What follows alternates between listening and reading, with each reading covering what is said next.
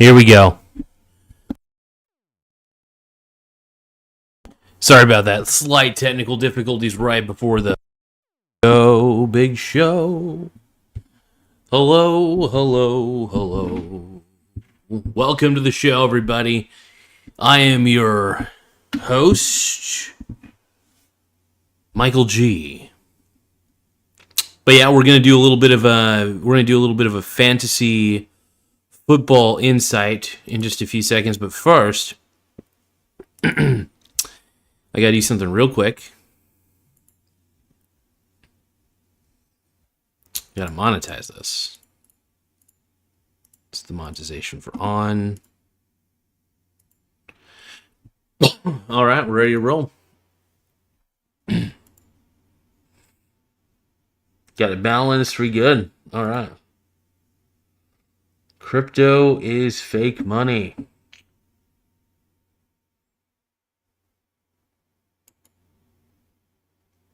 All right, let's do this. So 2025 Fantasy Football PPR rankings for a 12-team redraft league. Now, this is more specific towards the type of league that I'm in. But I think it still applies because this focuses on players that you should draft, and it also points out players you need to avoid and why. So let's begin. So the overall draft, PPR draft board, top picks for 2025. In a 12-team PPR league, elite wide receivers dominate the top of the draft board. NFL 2024 saw a resurgence of running backs, but in 2025, the safest first-round investments are at wide receiver. We're about to see why. Expect more wide receivers than running backs in round one of PPR drafts. Analysts like ESPN's Eric Carable even rank 6 wideouts as the first 6 overall picks due to their high floors and consistency. That said, a few dual threat running backs and other position standouts still crack the early rounds. Below is a consensus-based overall top 12, round 1, with the emphasis of the wide receiver value, followed by other top players by position. Now, I rack up on wide receivers in these drafts as early as I can, at the sacrifice of getting a good running back. Now, you're probably thinking to yourselves, that really is a bit of a risk, but is it? Because running backs, you can get one of the top running backs in football, and they get injured for a long time. Christian McCaffrey is a great example last year.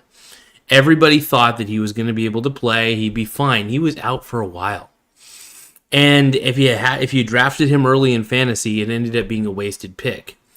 Now, my philosophy is this. I'm going to get the best wide receiver I could possibly get.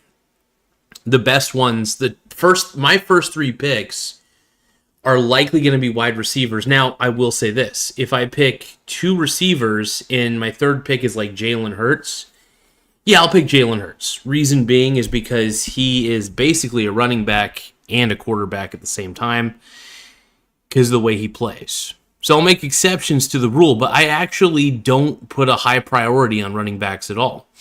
My main focus is to get 3 really good wide receivers and hopefully in the 4th round get a really, really good quarterback. After that, that's when I start searching for running backs. I will draft a quarterback before I draft a running back, oddly enough. And I usually end up getting these middle-of-the-road running backs because I'm out looking for wide receiver ass early. And if I get elite wide receivers, if I could even bench elite wide receivers, I'm going to bench elite. I'll put them on my bench. But my wide receiver 1 and wide receiver 2 slots are obviously going to be elite because those are the first 2 I'm going to get.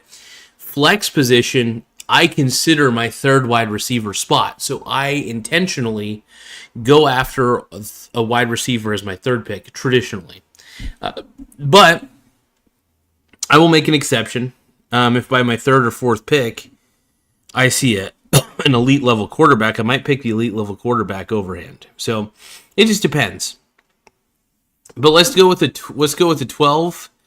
The top 12 overall picks in round 1.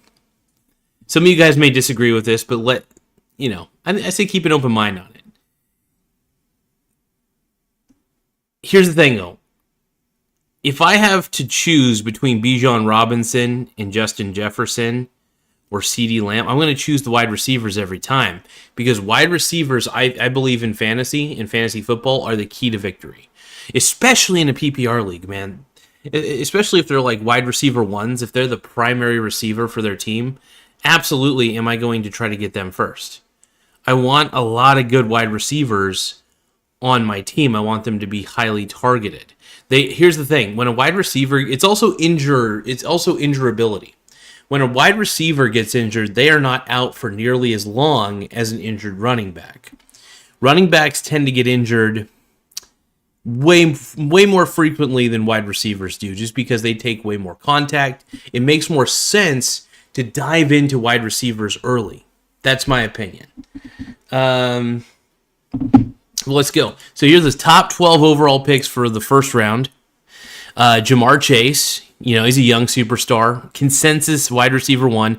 After having 2 back-to-back elite seasons, Chase is often the 1.01 pick in PPR drafts for his combination of big plays and target volume. So he's constantly targeted. He's got a great quarterback, and even when he doesn't, he's still highly targeted. He's the core receiver for that team. He's the big dog. Then we got at number 2, we got Justin Jefferson, wide receiver for the Minnesota Vikings. He is honestly an incredible wide receiver. I would pick him in a heartbeat if I couldn't get Jamar Chase and I was had the second pick. Obviously, going Justin Jefferson. This is where it gets tricky. I would hate to be the third or the fourth pick, because Saquon Barkley and Bijan Robinson are both elite. I would probably... It hurts me to say, but Bijan Robinson is honestly... He's young. I don't think he would get injured for too long, so he might be an exception in the running back position.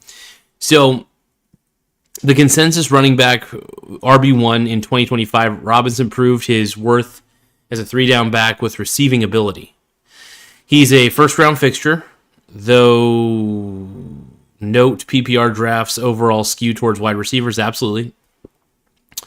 There's Saquon Barkley coming off a monstrous 2,000-plus scrimmage yard season and a Super Bowl run. Barkley is valued as a top 3 running back.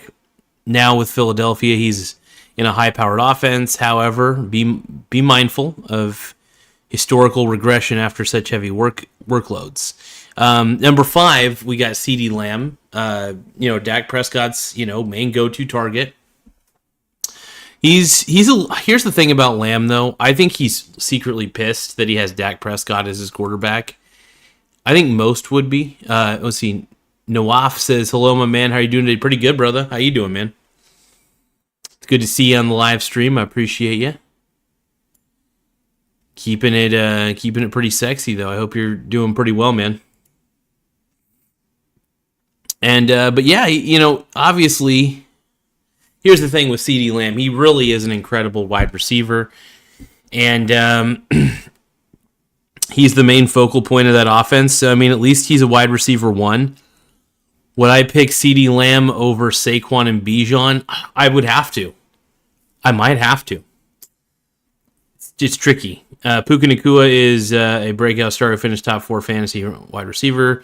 Nacua commands heavy volume in the Rams' offense, is viewed by some experts as... I'm not that big on Puka Nacua. I think he's a great wide receiver, but I would not put him as high as number 6. I would be more interested in Malik Neighbors overall. I think he's better. And then there's Amon-Ra St. Brown. I'd be more into Amon-Ra than Puka. He's a target hog in Detroit's high-octane offense. The Sun God is locked in the mid-late first-round pick. And yeah, I would pick Amon-Ra over Puka. I like Puka Nacua, but I don't think he's as sustainable. And I don't know. I would just go with Amon-Ra St. Brown. He'd be my main guy.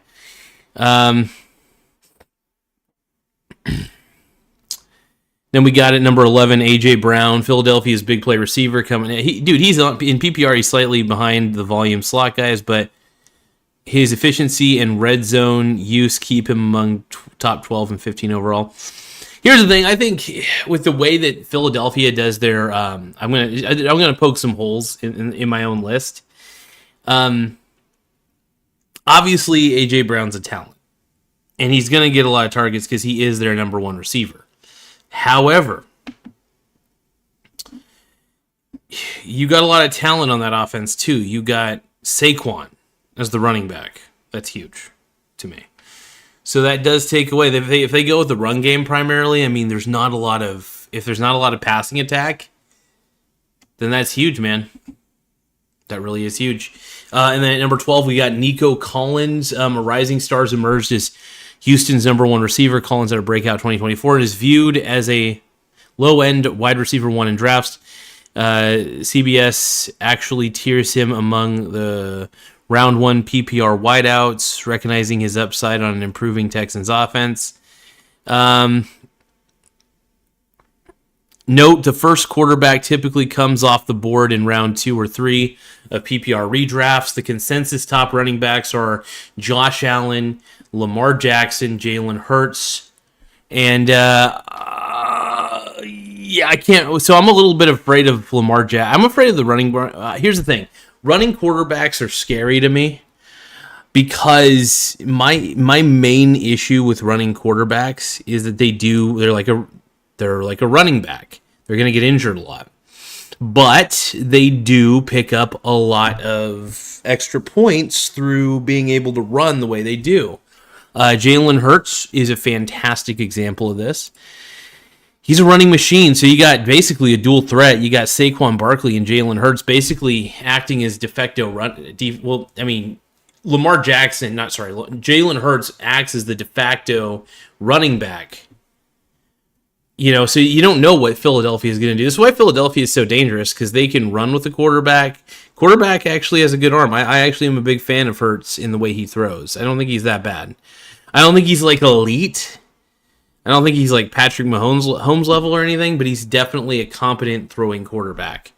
And I think he manages the game pretty well. Patrick Mahomes, usually taken in the late second and early third round range. I am not going to... here's the thing. I love Patrick Mahomes. I think he's great. He is not, and I repeat, he is not a quarterback that I would actually get in the second, third round.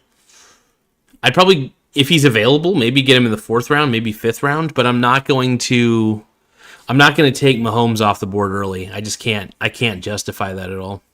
Let's see. Josh Allen is ranked around 28th overall. One of these, no quarterback was picked in round 1, reflecting the manager's focus on running back, wide receiver, tight ends are also generally avoided in round 1. The top tight ends in 2025 include Mark Andrews and up and here's the thing though. I'm going to say this though, as much as I love Mark Andrews, he's getting too old, man. I think he's talented, but he's too old. But here's the thing, man. I think Travis Kelce is sadly, like I said, he's age 35. He's just too old, man. As much as I love Travis Kelce, he's just too old. He's not even in consideration to put on my fantasy team. I would not put Travis Kelce on my fantasy team at all.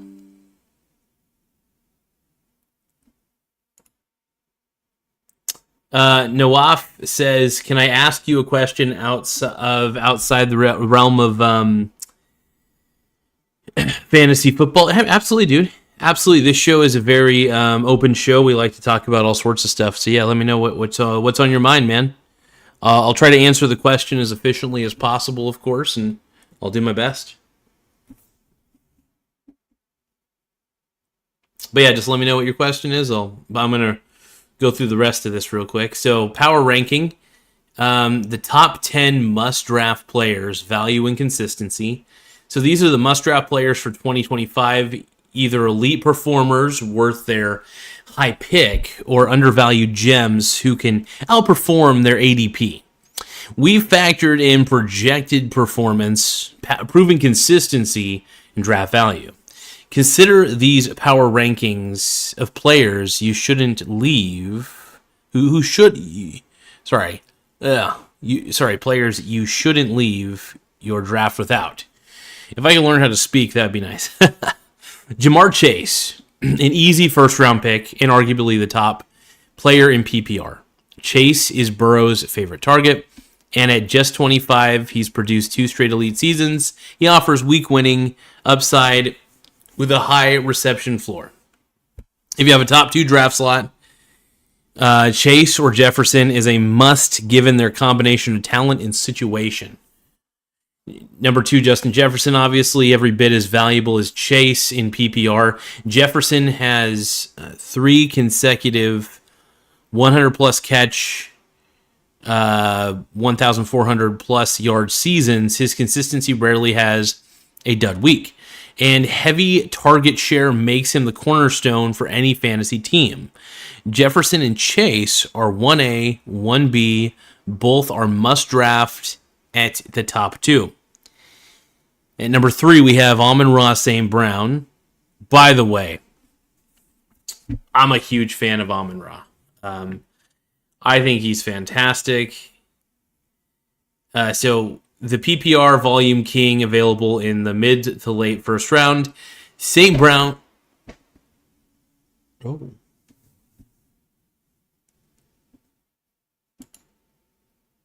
I think I just heard you guys are going to have to give me a second.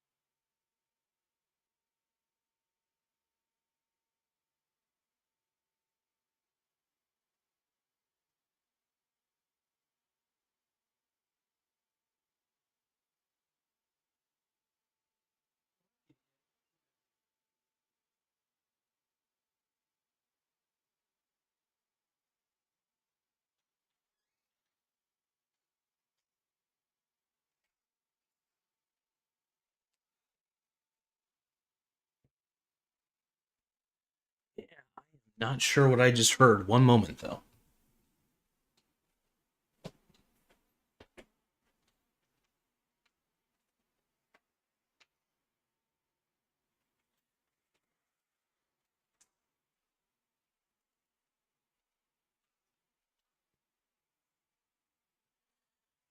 It's a little suspect, man. It sounded like gunshots or whatever, but that was kind of. I felt like it was pretty distant, though. Felt like it was a bit of a ways away. Still very loud. Whew. Let's keep on going, you guys. Anyway, let's see. Tim Smith, I'm going to look at the comments real quick. Tim Smith says, sorry about that, you guys. My internet just seems to be going all over the place. Dropping frames left and right. So let's see. So Tim Smith says, hey, Nawaf, I love the name. Which Star Wars were you in? And which planet are you on? It's a good one, man. Let's see. Nawaf, he says, well, my question is, what are your thoughts about using Adderall for doing tasks in work? I think Adderall might be the most overrated drug in the world. Here's the thing. What you need is not to work harder. You need to work smarter. I'll give you an example. I look at the stats every day for my job. And I take a look at because I don't think they realize that I have access to the stats, at least easy access. So what I do is I actually look at the calls taken and also my handle time and wrap-up time. And I find that I outpace my entire team majority of the time. There are times where I'm just number 2 for the day, and I accept that. But what I'm saying is that you don't need Adderall. The only thing I drink every day is an energy drink. I drink Monster Ultra Sunrise.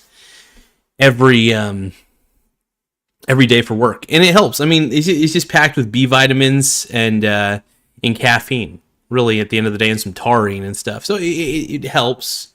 It is my vice. It's one of the. So the thing is, I don't drink alcohol anymore. I really just drink. I mean, I drink energy drinks primarily because it's a substitute for alcohol and cigarettes. And I'd rather be drinking energy drinks than consuming those. So I think Adderall is stupid. It's basically legal meth is the best way I could describe Adderall. And I think it's a bad idea, really, no off. I think Adderall is really stupid, is what I'm trying to say. And if you're doing it, talk to a doctor and try to wean off of it. Because it's legal meth.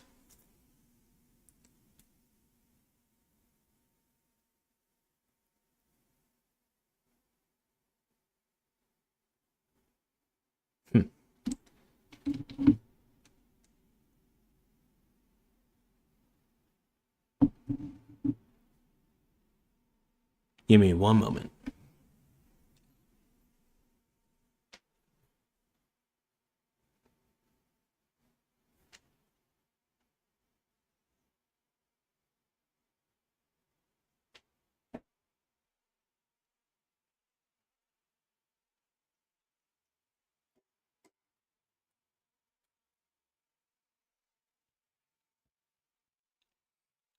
But yeah, it's basically legal meth. And let's see, yeah, don't. I think it's a bad idea. I mean, look, and the reason I brought up my work, and look, I don't do any Adderall. I just have caffeine and B vitamins essentially through the energy drink that I drink. I outpace my entire team. The other day, I compared my work to the morning shift's work. I took about 46, 47 calls. The most the morning shift took was like 32 or 33. What I'm trying to say is this. I outpace my colleagues, and I don't even take Adderall. I don't take any drugs, to be honest. I think what you need to learn focus. You need to have a little bit of a disciplined mind. Just learn to focus on the task at hand. Develop systems for yourself that make productivity a lot easier. One of the reasons I'm so productive is not because I'm faster than anybody else. I've just implemented systems for myself within the computer that I use that allow me to make the tasks that I need to perform a lot easier. So that matters. Anyway, let's read the rest of the comments. Tim Smith says, can you please turn off the ad for live streams? The ads interrupt the stream in the middle of you talking. I lose like 30 seconds every time. I'm sorry about that, Tim. What I should do is I should try to eliminate the mid rolls, I think, during the live stream. I'm sorry about that, man. That is a good critique though.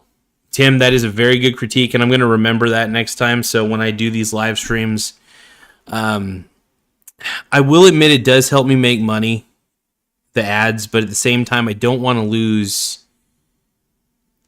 I don't want my audience to lose what I'm saying. So what I think I'll do is I'll enable ads, but I'm gonna try to disable mid rolls.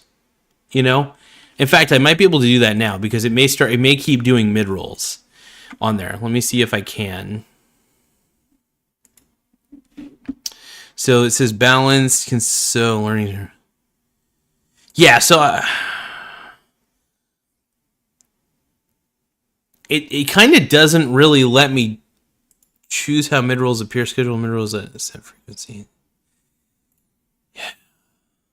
So we'll try... Okay, so we'll do conservative. We'll make it towards lower. So maybe there shouldn't be as many. And I'm sorry about that, man. Whenever I enable monetization on these, it is a way for the show to make money. But I'll try my best to let me know. So I just switched it to conservative. It may be less ads, hopefully. But I do want to apologize, Tim. I'll see if there's a workaround in the future. I really don't want I don't want everybody to get interrupted by ads, especially really good dudes like Tim. I do want to take feelings into consideration. Nathan, my buddy Nathan's also made the same critiques for sure. Similar critique, I should say. I think he might have been joking a little bit when he did, but I don't know. I think he was a little serious too. My buddy Nathan hates ads, so I do like to take his input into consideration too. Tim Smith says developing Micah Parsons reportedly viewed by some Cowboys teammates as egotistical. I think here's the thing, man. I think Micah Parsons. I think it was a good thing for the Cowboys to get rid of him. I really do think he is a locker room toxin, and I do think he's a little full of himself. He is a fantastic player, but I don't think he's worth the amount of money they would have had to pay him. I'm sorry, paying a defensive player nearly quarterback money, I think is just a bad call. I know he's a bit of a game difference changer, but what the Cowboys need is an elite level quarterback. They can have an okay defense, but they need an elite level quarterback. That matters. I don't know. Micah Parsons is great, but I think he's really overrated. Let's see. Juan Pena Jr. says draft grade. Jonathan Taylor, Jonathan Jacobs, Nick Chubb. Wide receivers. Oh, yeah, Addison's pretty good. Kupp, Adams, Kirk. 10-man league. All right. Give me I want to think about that while I put a root beer in the freezer.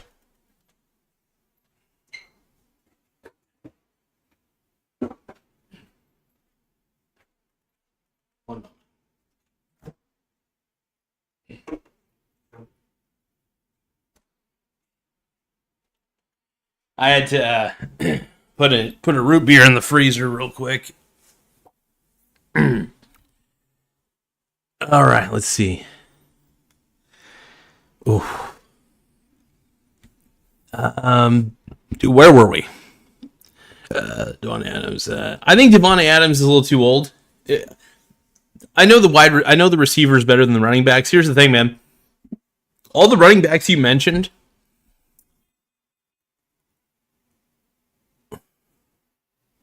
Hold on, I'm hearing some stuff.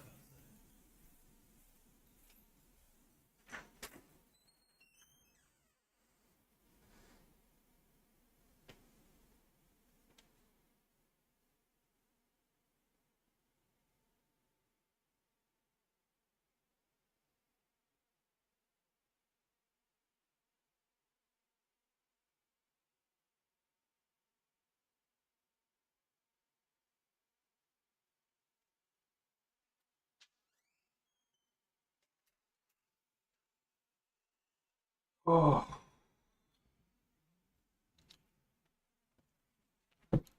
I swear sometimes, man. I live in clown world. I realize I need to clean this, by the way. Hold on.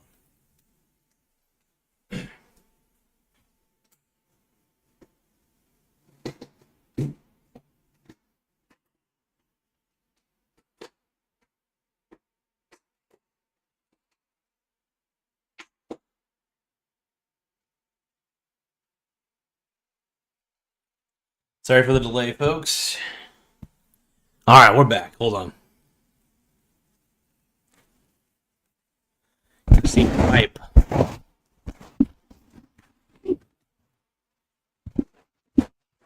Piping my microphone down.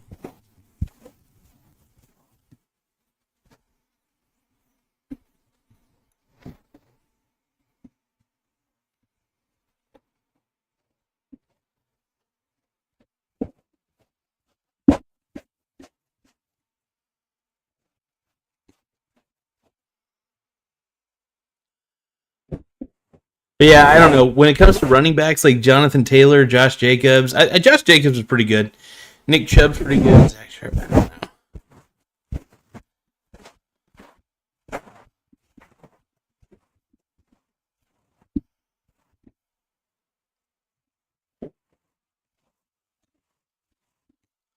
All right. So as far as it goes, I think, guys like Charbonnet, I think he's a great running back, but he's not like elite level. I don't know. He's pretty good. Kyler Murray. Here's the thing, man. My main focus is wide receivers. Cooper Kupp is too old. Davante Adams is too old. I mean, you're kind of listing Guys who are a little older. You know, here's the thing. I typically go with the younger wide receivers. I try to go with younger wide receivers. When it comes to running backs, I try to even go with the younger running backs. If they're too old, there's just too much injury risk if they're too old. So you have to, when it comes to fantasy football, you have to treat this like you're the manager of the team, right? You have to treat this like, well, can I get a hold of this player? Can I get a hold of that player? It's a tricky game. Fantasy football is way tricky. But yeah, no, Amon-Ra is the PPR volume king, available in mid to late first round. I think I already said this, but St. Brown caught 106 out of 109 balls in the last 2 seasons, respectfully. That is crazy.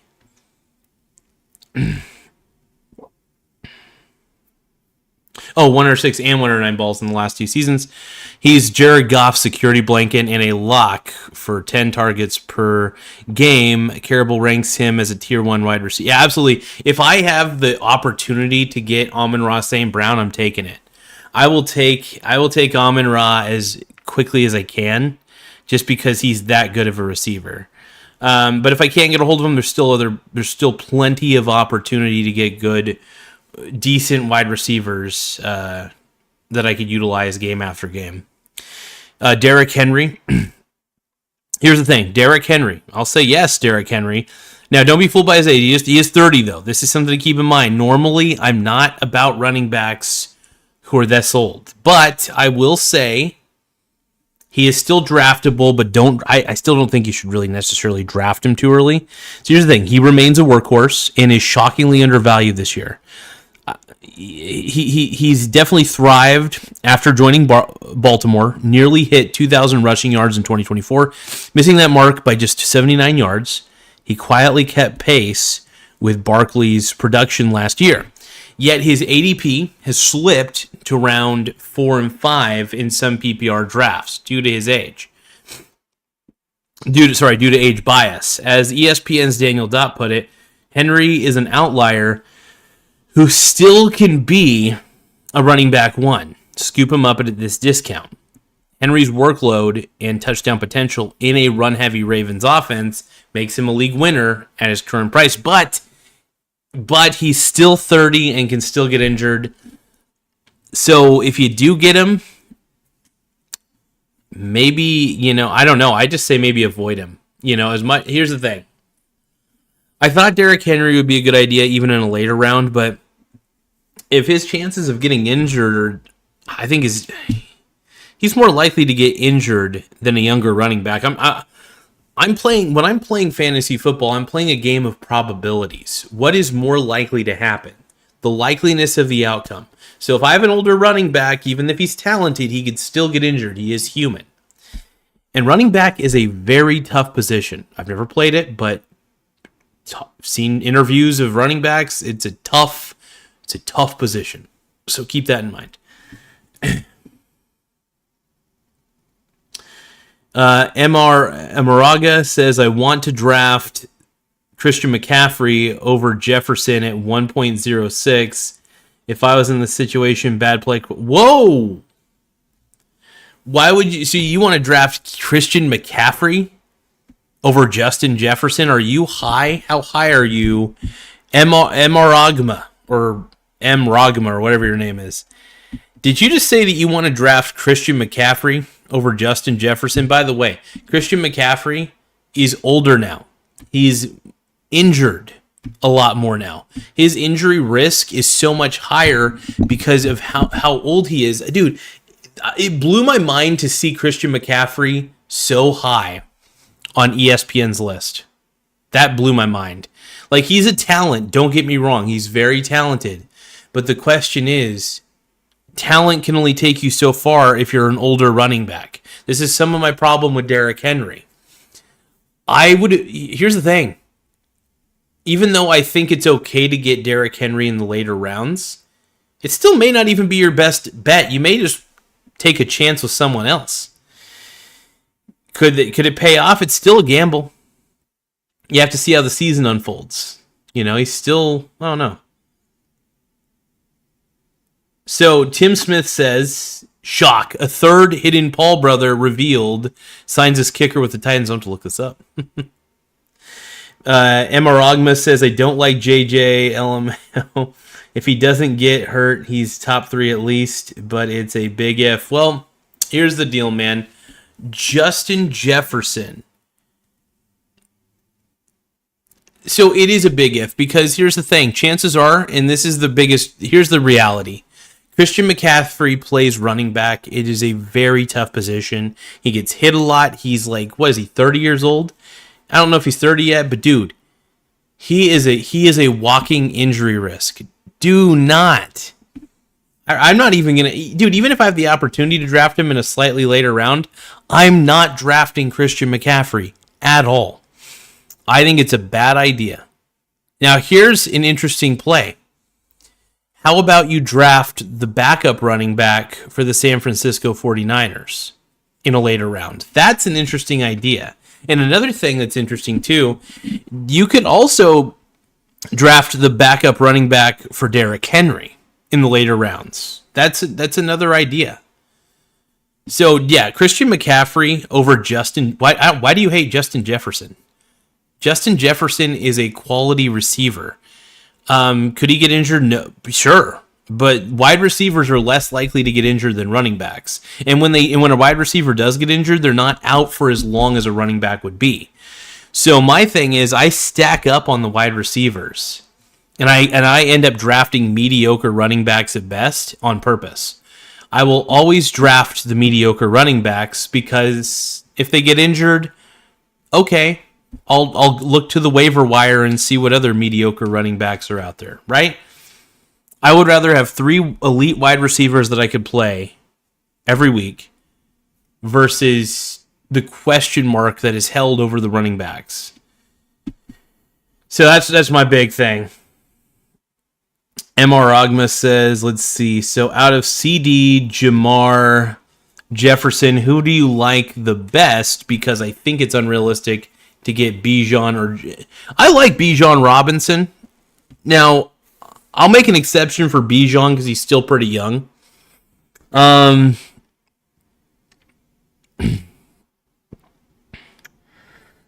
you're talking about Jamar Chase, dude, Jamar Chase is incredible. I would choose Jamar first, Justin Jefferson second. The quarterback situation in Dallas pisses me off, but I would still choose CeeDee Lamb because he's highly targeted in that offense.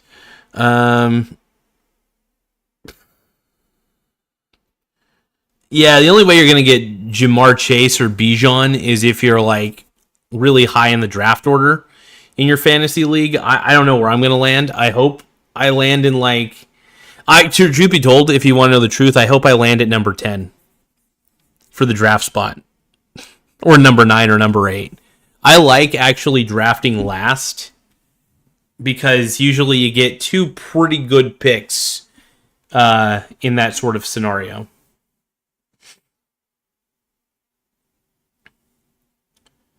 Jefferson is my second favorite player. I'm just very scared of JJ. Okay. McCarthy, I mean, not. Oh, you're talking about JJ McCarthy. Sorry about that. When you said JJ, I thought you meant Justin Jefferson. My bad. I got Bijan mustard on my ham bagel last Thursday.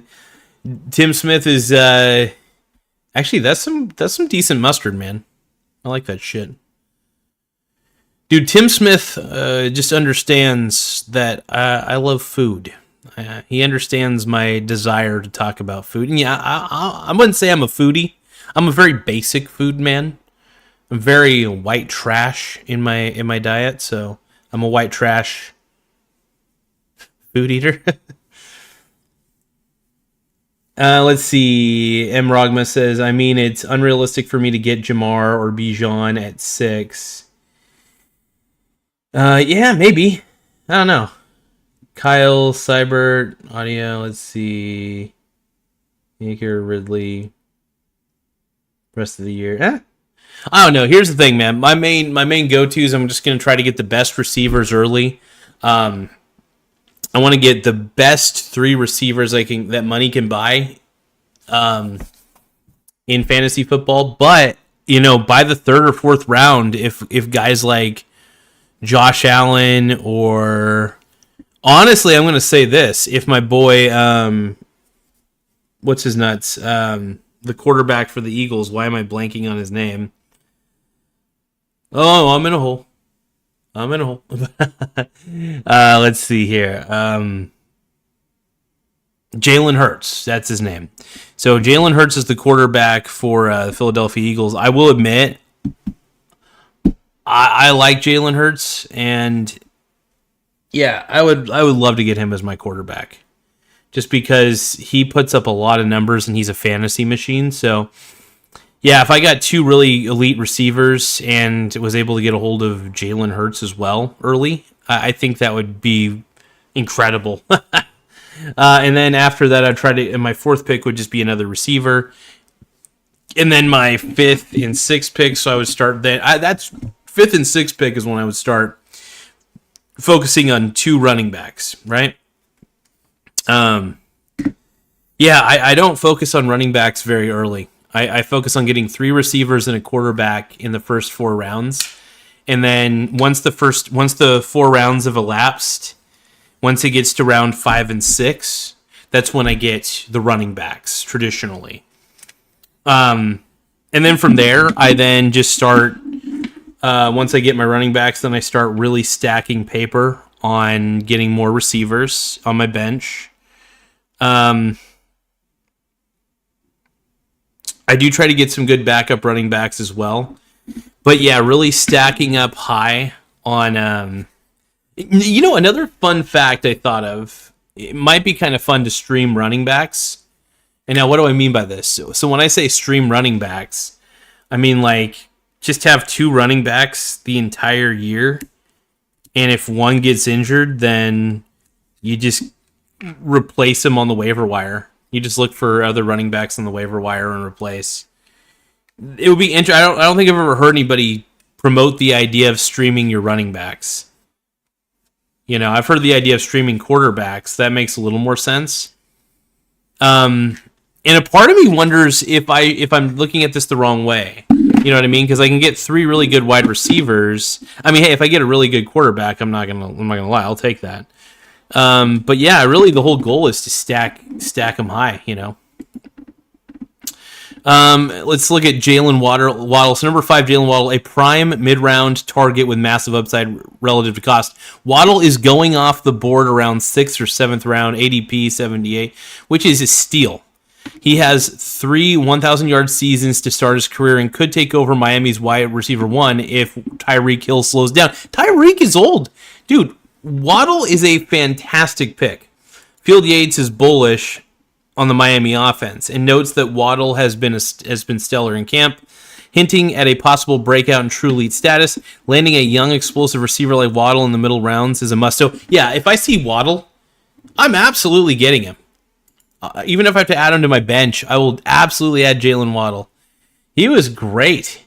He's been fantastic. I'm a big fan of him, and if he ends up being the number 1 receiver, I'm fine with that. If he ends up being the main go-to target in Miami, I am absolutely A-okay with that, man.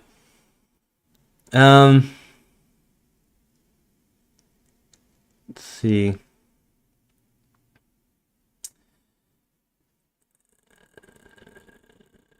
Tim Smith says, I drafted a sideline massage therapist in the 2nd round once and won whistle and bag of Tootsie Rolls. Hashtag, where were you in 2015? Oh my God. Tim Smith in the house, dude. Tim Smith also says, Taylor Swift drafted Travis Kelce for Breakout Nook. Oh, she. All right, let's keep going here. Let's see what else we got here. Okay, number 6, we got Brock Purdy, quarterback. So here's the thing, man. I like Brock Purdy. I'm going to say this right now. I think he's a fantastic, decent QB, but I do think that he's been figured out also by the rest of the league. So even though I like the Shanahan offense to some degree, I am a little scared that because of his frame that he could get injured. So I just want to put that warning label out. But if you want a quarterback, make sure Purdy is on your radar. He has finished as a top 10 QB, fantasy points per game in each of the past 2 seasons. Yet, in ESPN mock drafts, he is routinely available after pick 100. Purdy may lack the name glamour, but paired with Kyle Shanahan's system and a plethora of weapons, he's extremely efficient. In 2024, he even added more rushing stats. He's the perfect late-round QB to target. High floor, undervalued, and proven. As Eric Carable quipped, Purdy kept falling outside the top 100. I kept securing him. He did not disappoint, but I still think he has been a little bit figured out, and I do believe he is going to get bullied by a lot of defenses. So I think if you get him later on, if people pick him early, that might not be a good thing. I don't know. It's tough to say. I want strong quarterbacks with big necks. I want my Josh Allens. I think the bigger the neck, the better. And so like my Josh Allen, my who's the other dude? Jalen Hurts. Lamar Jackson's okay, but I'm kind of falling off on Lamar Jackson. I don't know. I'm not as big of a fan anymore. So Travis Kelce, the tight end GOAT. Now, I know I put Travis Kelce on here, but I kind of want to backtrack off that because, well, I am a Travis Kelce fan. I'll admit it. And I still think he could still be pretty good. I think he's determined. And, he's still a fairly good tight end. But he would, sliding down to the 7th round or later, though, that could be, he did outscore all the tight ends, all but 4 tight ends last year. So if you end up getting Travis Kelce, I will say this, as a tight end, and the 8th or the 9th round or something, that is a steal. 7th round is kind of cutting it close. Because I still want to rack up on really as the best wide receivers I can get on my bench, because I am, when it comes to wide receivers in a 12-team league, I think it's more important to rack up on those than rack up on running backs, because I'm looking for preservation of the team. And the best way to preserve your team is to have wide receivers who don't get injured, younger wide receivers who get targeted, right? So you got to play it smart. You got to be as smart as you can about a lot of this shit. So, Nico Collins, he's a wide receiver. Collins is shaping up to be a 20. I would choose Nico Collins over Travis Kelce any day. But shaping up to be 2025's breakout wide receiver star. Many experts now rank him among the top 10, 15 wide receivers overall, yet casual drafters might overlook him for bigger name veterans. He's a must draft in the late 2nd or 3rd rounds. If he slips that far, Collins broke out with 1,250 yards in 2024 and is now clear number 1 for C.J. Stroud. The athletic staff has been touting Collins as a player to bet your season on. They love his talent and situation. So I'm a huge fan.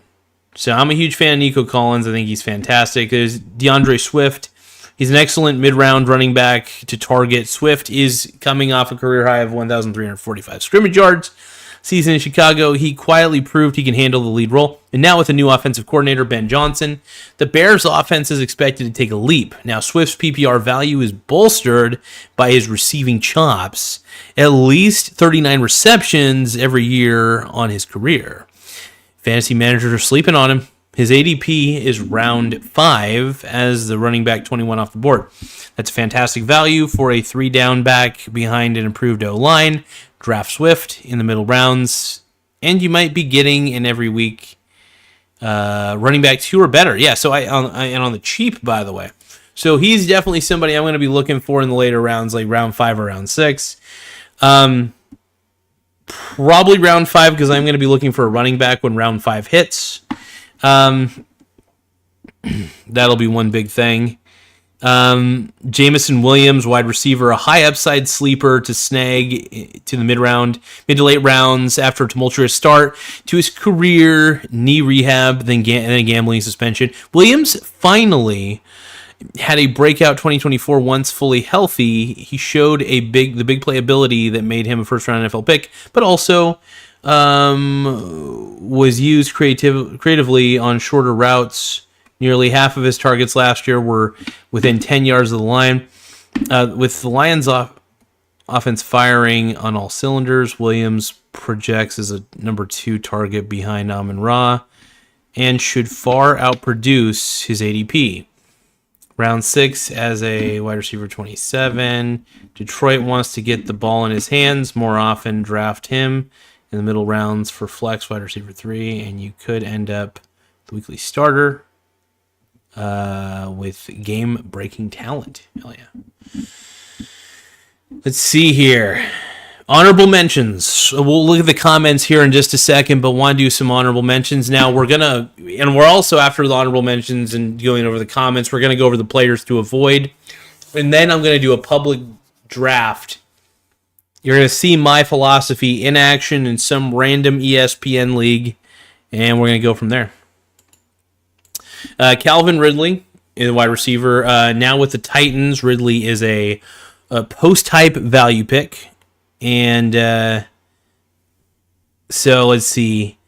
Trayvon Henderson, a running back, a rookie who could be this year's prize workhorse. Field Yates compares him to last year's Bucky Irving and loves his upside in New England. Trey McBride, he's ascended to Arizona's tight end 1 and looked great after Zach Ertz's departure. McBride is ranked as a top 2 fantasy tight end on some boards, yet you can draft him much later than Andrews or Hawkinson. It's pretty neat. Okay, let me look at the comments real quick.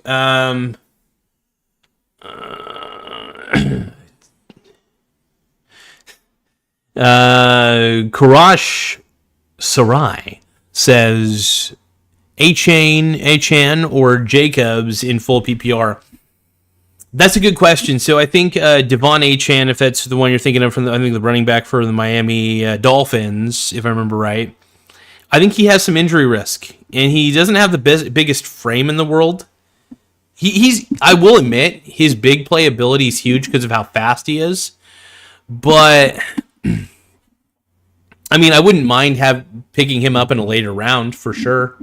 Round 6 or 7, I would probably throw him in for sure. I'm one of those guys that drafts running backs really late. Like, I usually draft running backs round 5 and 6 intentionally. I always go after 3 receivers first, and then a quarterback.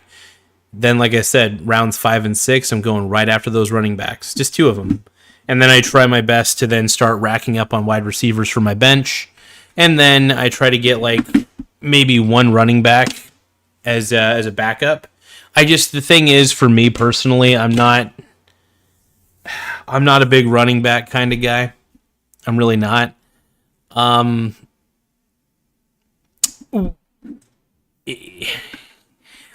I'll settle with mediocre running backs. I will say that. But if I can steal one from the waiver wire, I will absolutely do so. There's always opportunities to steal good running backs from the waiver wire. You can even do what I do. I like to try to get a handcuff running back, basically the running back 2 on the team of your main running back, and just keep him on the bench for when you need him. That sort of thing. It's tough. I don't really hold a lot of running backs on the bench though. I really phase in and out of those. Tim Smith says premiering. By the way, Josh Jacobs. Josh Jacobs is fantastic. As long as he doesn't get injured, he should be fine. But I would probably get Josh Jacobs in the later rounds, round 5 and 6 or something. Tim Smith says premiering on Tube TV broke inside the pawn shop, a world of bargaining, insults, poverty, and depression and desperation. Oh wow, pawn shops are an interesting place, man. I've been to a few of them. Very interesting place. A little sleazy sometimes, depending on the pawn shop that you go to, but be interesting. Tim Smith also says, Karash Sari says, love your name. Which Star Wars were you in? We have 2 Star Wars characters who have entered the chat, it appears. I don't know why I'm talking like Chris Hansen, Dateline NBC, but we have 2 Star Wars characters, and we have the chat logs to back it up. What do you think about that? I don't think you understand. Chris Hansen, Dateline NBC. I am your host with the most, ready to roll. OMG, OMG. Anyway, so overall, let's see here. So we're going to go with the players to avoid. Get the fuck out of here. So these are the players that you need to avoid overall. They've been overhyped, and I think overhyped on purpose because they want people to pick them. Anyway, players to avoid busts and risky picks for 2025. Every draft has landmines. Here are players you might want to avoid or at least temper expectations for due to injury concerns, poor situations, suspension, regression risk, or simply overpriced ADP. Steer clear or be cautious if the following players are on your draft list. Here we go. At number 1, Christian McCaffrey. Overvalued, especially at current ADP in round 1. So C-Mac is undeniably talented, without a doubt. I love he's a great running back. But durability and regression are major concerns. He misled fantasy managers about a mysterious lower leg injury last year, only debuting in week 10 and underperformed thereafter. Now he's 29. McCaffrey has a history of injuries. He burned managers in 2020 and 2021, missing 23 games. Carable notes that after heavy usage, injury decline often follows, and CMC is a greater risk than other top running backs. Drafting him in the top 5 is dangerous. There are safer options in round 1. Avoid Christian McCaffrey is what I'm trying to say. It's just the best thing for your mental health. Like, he deserves to be the most avoided. And I will say, I will avoid him. I will not draft him at all. Not even for the later rounds. I just don't even think he's worth it at this point.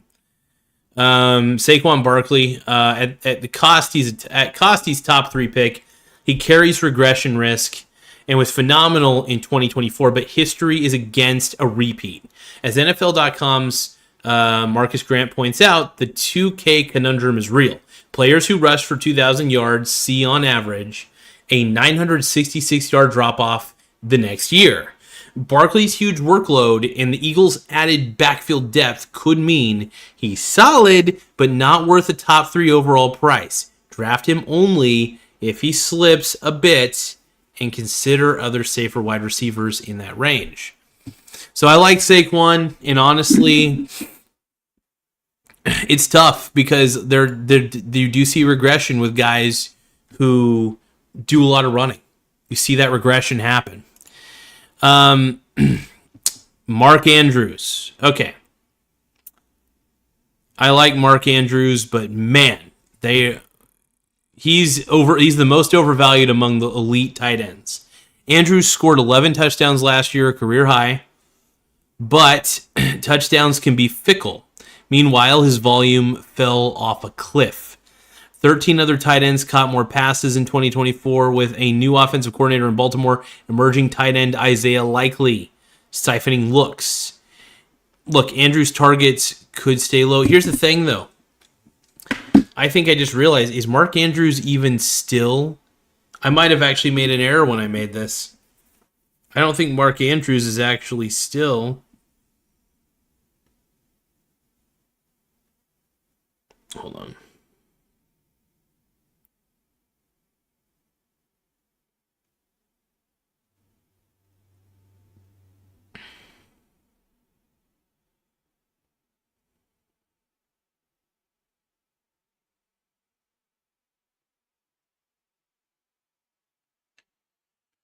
Gotta find my flash drive.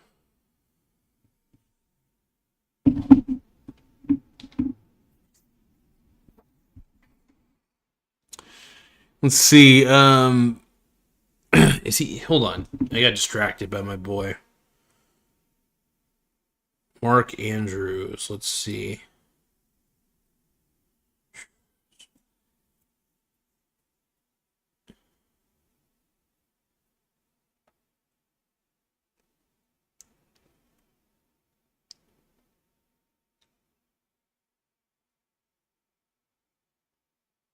Okay. All right. Yes. So Andrews is still. So here's the thing. He is still on the Ravens. I don't know why I thought I must be confusing him with somebody else when it comes to like who he's not with anymore. But look, Andrews' targets could stay low. Carroll warns that touchdown regression is a real thing and expects the Ravens to chop targets for Andrews. As well, he's still a top 5 tight end talent, but doesn't reach for but don't reach for expecting 2021 level usage at a thin position. He's drafted if he's drafted early, but buyer beware. You might be paying for last year's touchdowns that won't repeat. We got Ashton Genty, running back for Las Vegas. Rookie hype versus reality. Look, Genty, Boise State product, is exciting, but don't overdraft him as a top 5 running back. Some drafts have him in round 1, which honestly, that's a little shocking.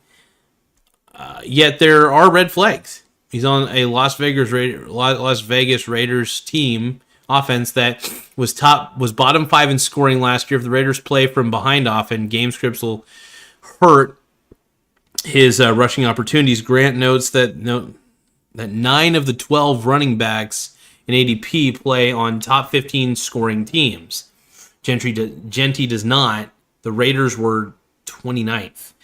Unless the Raiders' offense dramatically improves, Genty might struggle to deliver running back 1 value.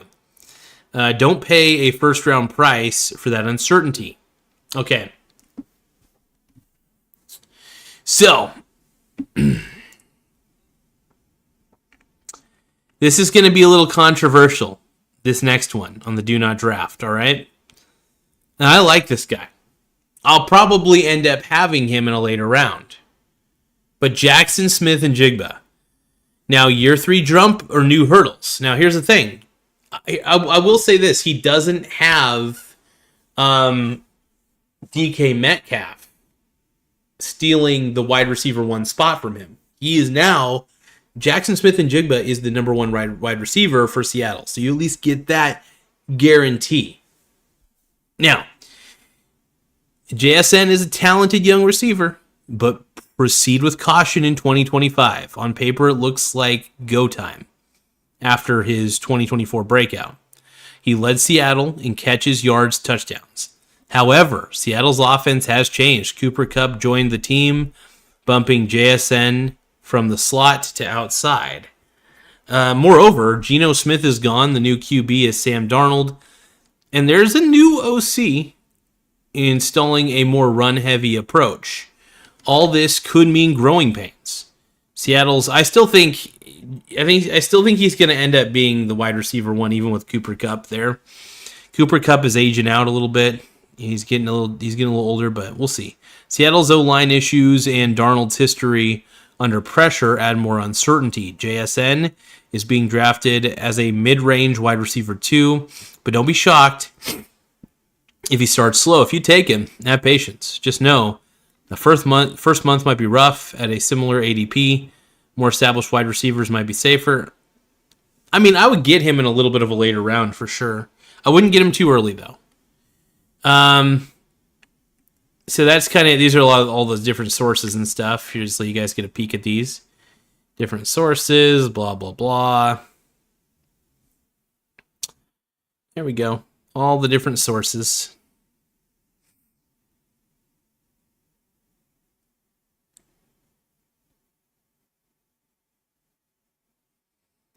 Here's the thing. Draft smart.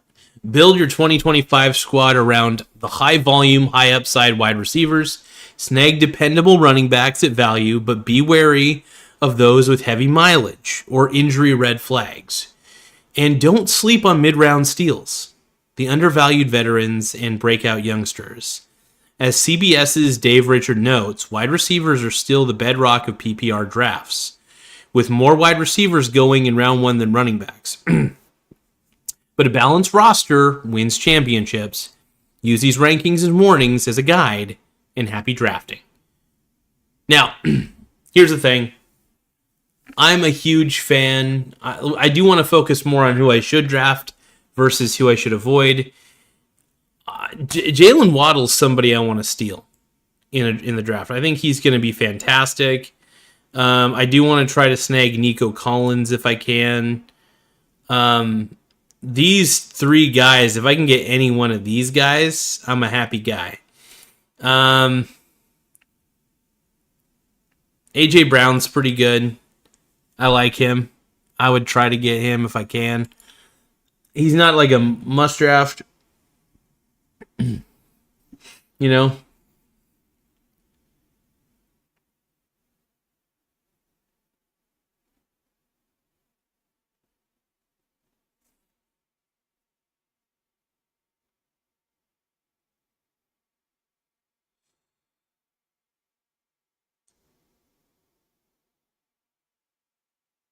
Okay, so Helio says rank those three ROS best to worst. Hill, AJ Brown, Jackson Smith, and Jigba. When you say Hill, do you mean Tyreek Hill? I would say best would be AJ Brown, second would be Jackson Smith and Jigba, and three would be Tyreek Hill. I'm doing this based on their present day. Look, Tyreek Hill's a great wide receiver, but here's the deal. I don't think he's getting older. And I think he will slow down or get injured. I really do. I don't trust older wide receivers. I love watching them play. I think it's great. I don't know. I think Jalen Waddle's going to steal the spotlight, steal the wide receiver one position from Tyreek Hill. Tim Smith says Pat Bet David is surrounded and debating capitalism tomorrow on Jubilee. Oh God. I kind of enjoy Jubilee is kind of a guilty pleasure for me because basically it's 20 people surrounding somebody that they usually disagree with. For example, like a conservative speaker is surrounded by a bunch of blue-haired, Democrats, for example. Jubilee's interesting, man. It's crazy. Tyler said, did you make this? So, many sources. I also did consult AI a little bit. I had to make sure that this is a good product. I did reevaluate based on some AI. I will admit, when it came down to it, AI and I had a bit of a disagreement on Derrick Henry. But I wanted to add this. I wanted to add Derrick Henry in there. I still think you want to get Derrick Henry in later rounds. Not too early. Because he is an older running back. But yeah, so AI and I had a few disagreements on when creating this list, because my personal thing is I look for the best wide receivers I can get, and I don't sell them to anybody. I keep them. And you want to have a good bench, but you also want to try to get decent running backs too. I start looking at running backs around round 5 and round 6. Round 5 and 6 is when I start stacking up on running backs, basically. And then after that, it's just I'm starting to stack up on wide receivers. The positions that I tend to draft, I would say not very last, but close to last. So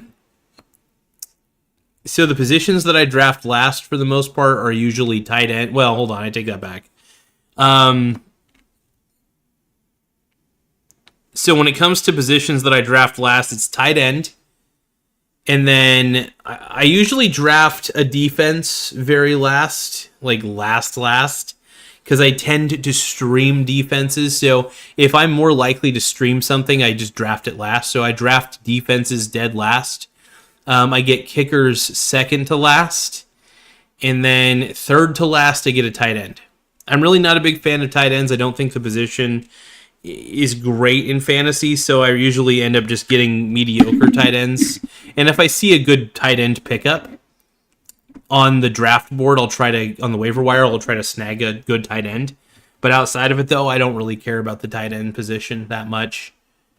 So do you guys want to watch me do a mock fantasy draft? We're already like an hour and 9 minutes into this, so we might as well. All right, so we're gonna join a. You guys are gonna watch me join a public league, and you're gonna watch me put my drafting strategy into action. But I do need one thing. I need to get my headphones.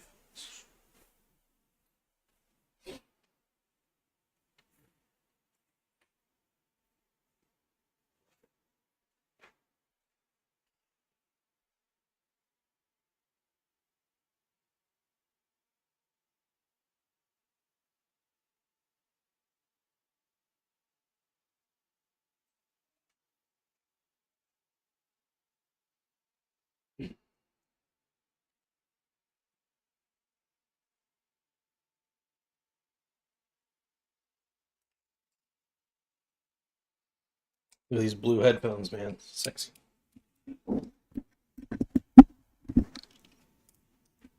These are a lot better than my other headphones, that's for sure. It's one of those things that I needed to get better headphones overall. It's always good to have the best of the best. Let's do this. So we're gonna join a public league, and we're gonna put my drafting strategy to the test. All right, you guys ready? Now, while I'm doing this, you guys should give me suggestions. Now, I'm gonna tell you guys this. I may not follow your suggestions. I'll acknowledge your suggestions, but I'll tell you if I think it's a bad idea or a good idea. Sound good? All right.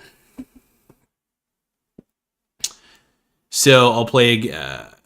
So pro, I'll play against anyone, anytime. Points per reception. I prefer PPR. If I'm going to be honest, points per reception is always going to be the format that I love.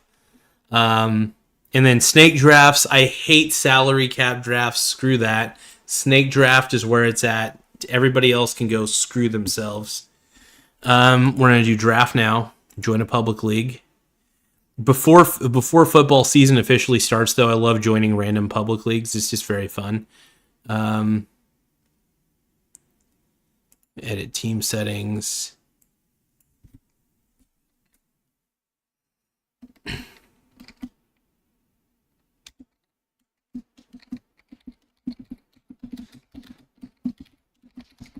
We'll call myself at Real Garza on YouTube.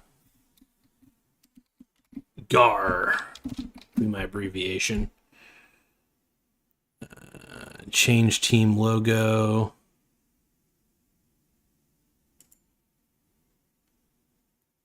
Let's see.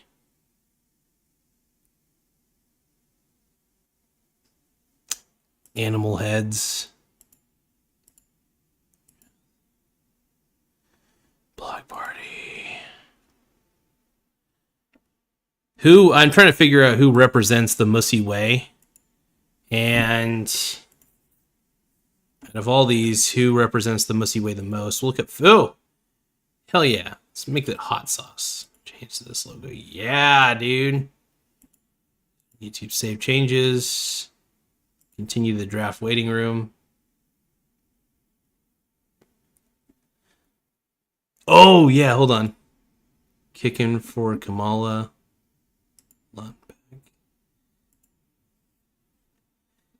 Make your team kick in for Kamala.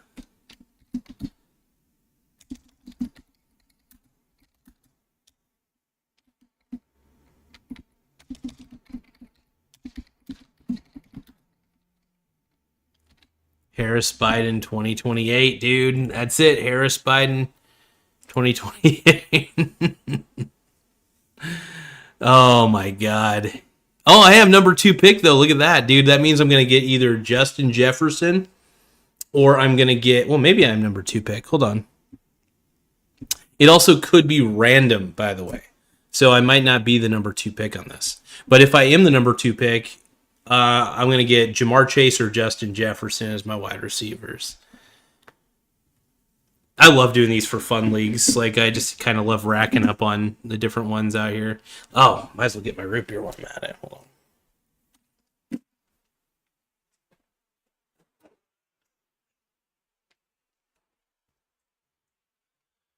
All right.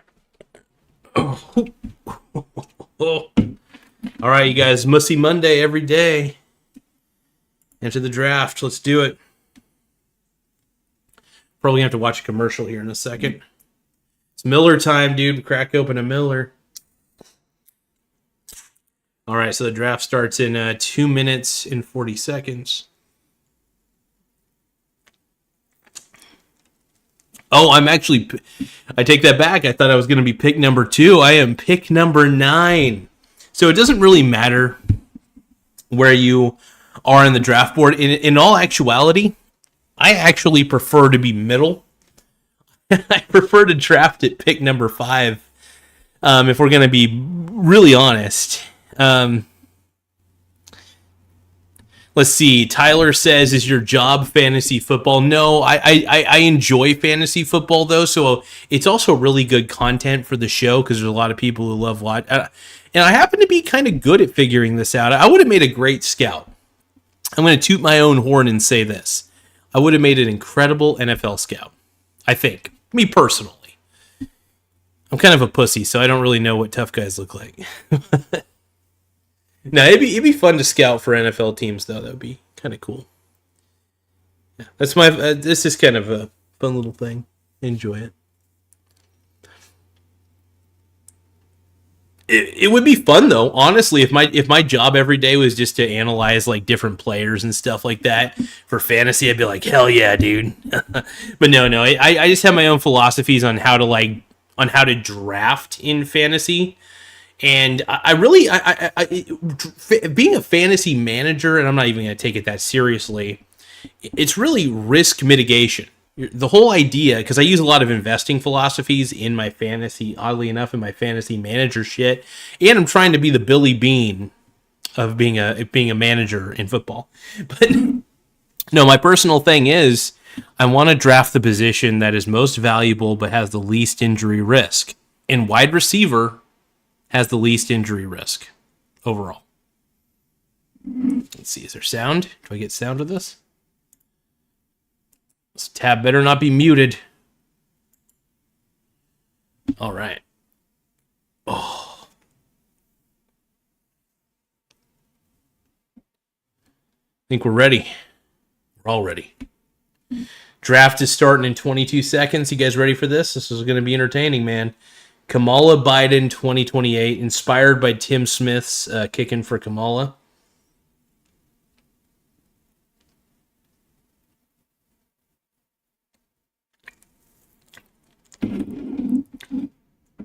I'm ashamed. Oh. Dun, dun, dun, dun, dun, dun. Sean says chills right now. When you say chills, do you mean douche chills? I can understand if you have douche chills right now from watching me draft fantasy football live. This is kind of fun, though. I may even do... So tomorrow, I'm going to be doing my buddy Cody Slacks, fantasy football draft. So it's going to be in the morning, 10 a.m., I think. Something like that. Oh, look at the players who are... Oh, hold on. I want you guys to see what I'm seeing here. These are the players that have already left the board. So we got Somebody already drafted... Dude, somebody picked Christian McCaffrey at pick number 4. That's a wasted pick. Tim Smith says could have called it Stein Cowboy Pride. Honestly, I could join another public league here in a bit. That'd be funny as shit, dude. I'll join another league and I'll call myself Alex Stein Cowboy Pride. I love that town hall meeting that he went into where he was talking about how, like, he's like, and I have a lot of gay pride. As a Cowboys fan, being a Cowboys fan for so long, I clearly have a lot of gay pride. Oh, wow, man. Oh, man. Is it my turn? Oh, dude. Oh, I don't want to pick Puka Nacua. Dude! I could get Malik Neighbors pretty early, but... However... I feel like I want to get Amon-Ra St. Brown He's just... where's the ADP at for this guy? Because it should show ADP on here. See, this is where it gets a little tricky, because do I get... I mean, Malik Neighbors is a great...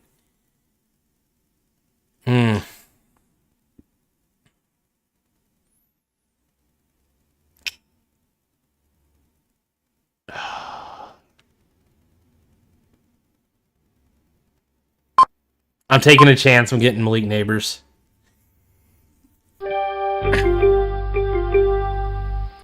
Shit. See here. I don't want to get a running back too early.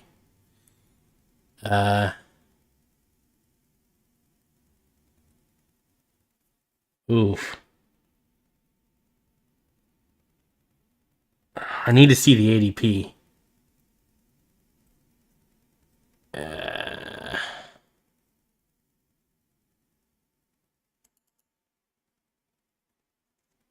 There's a little more upside, though, for Brian Thomas Jr., though. Oh, man.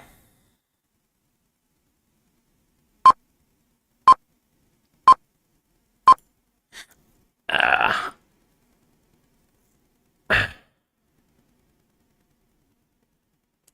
think you order this by ADP.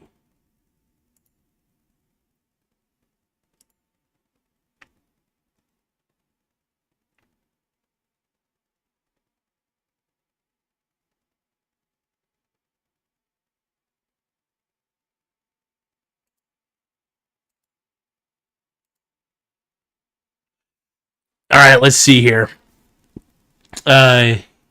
DeBrose Grail says, I did a 10-team, 2-quarterback league drafts yesterday. I was picking from 10-spot. Team is Dak, Drake May, CMC, Trayvon, CD, Puka, Travis. Nice. WJQ says, solid pick, bro. BTJ, you're cooking, bro. Thank you, Brony Brothers. I appreciate it. I'm just really what I'm doing is I'm avoiding. I'm really doing the best I can to avoid running backs early. You know, I'm really always trying to get wide receivers as quickly as I can. We'll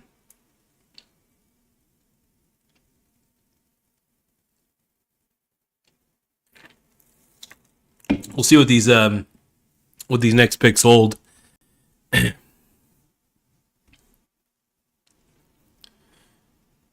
Yeah, let's see here.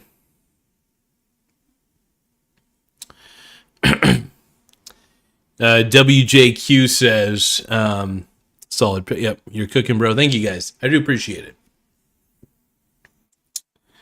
Yeah, fantasy football is really entertaining. I'm a huge fan.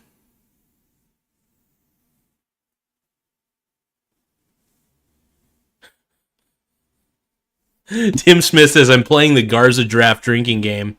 I take a sip of Bud Light whenever Garza drafts a white guy. So far, I think I've drafted 2 black guys. Malik Neighbors and Brian Thomas Jr. He's going to be an interesting one. Let's see.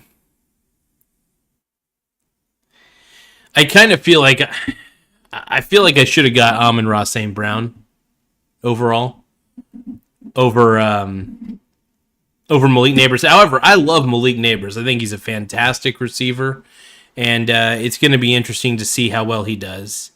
I just feel like he might be more injury-ridden than anything. So, yeah, my main fear is injuries. But if I end up picking some really good receivers overall, that's what I want. I want the best receivers available. Money can buy. We shall see, though.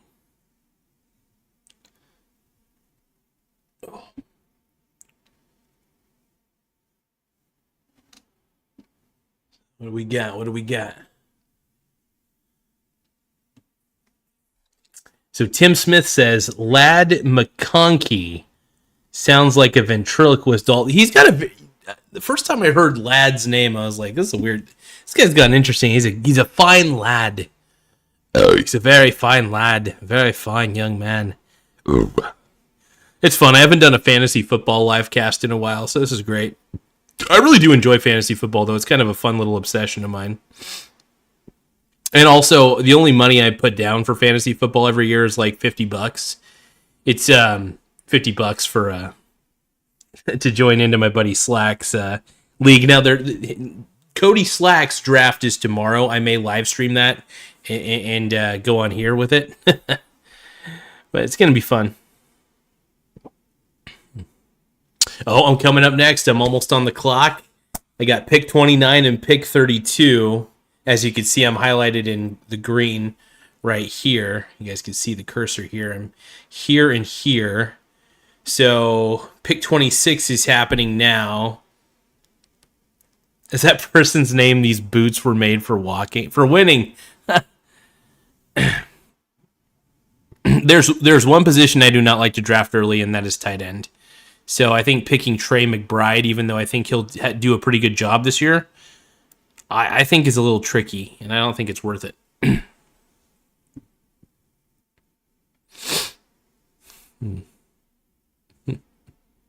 Devontae Adams, I'm definitely avoiding. He's just too old for me. Tyreek is even, in my opinion, on the too old side of things. Good, they picked Tyreek. That's fine. You pick him.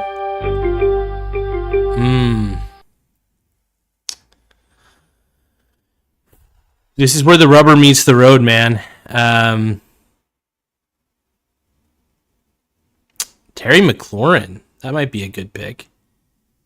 He's got a better ADP than Jackson Smith and Jigba. Ooh.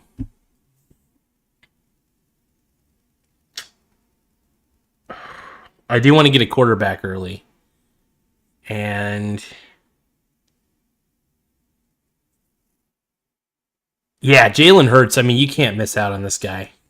He's like a running back and a quarterback combined. And he's in one of the most high-octane offenses, so I'd be a fool to avoid Jalen Hurts, so I'm picking Jalen Hurts. Okay, my next pick is definitely going to be a wide receiver. The question is, who am I going to pick? So, I do want to avoid Jackson Smith and Jigba. How old is Terry McLaurin, though?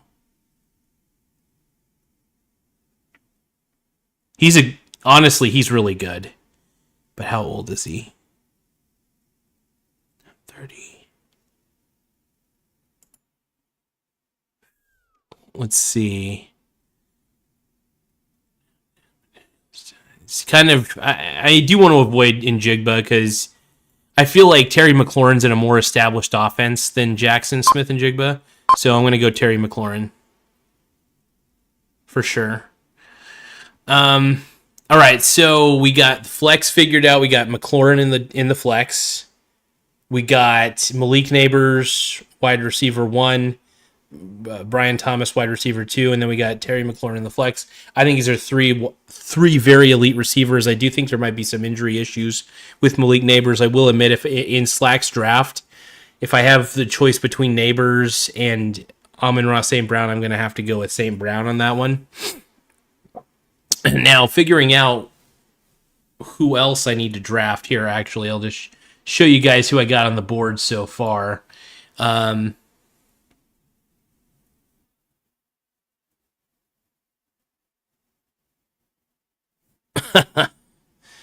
Let's see. Tim Smith says, take T. Higgins. I like any player named after golf equipment. T. Higgins is actually a good receiver. So, but yeah, it's a good one. I like T.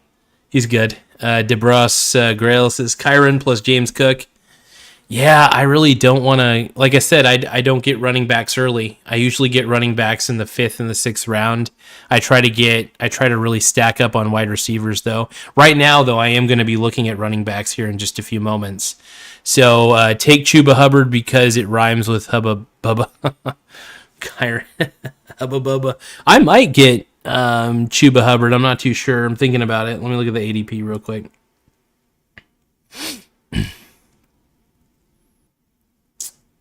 Chuba's got a better ADP. ADP is usually better if it's a lower count, typically. So, oh my goodness, nobody's picking Jackson Smith and Jigba? I will admit, if it gets to my pick and Jackson Smith and Jigba is still available, I will actually pick him. Because he's not bad. He is a high quality receiver.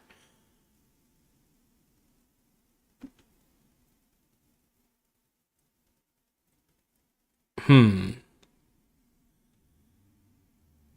is interesting, you guys. This is pretty intense.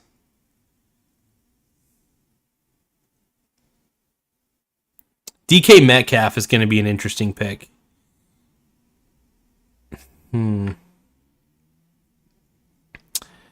Smith says, take TTR. You don't have any players with Star Wars names yet. I am the anti-Star Wars names guy.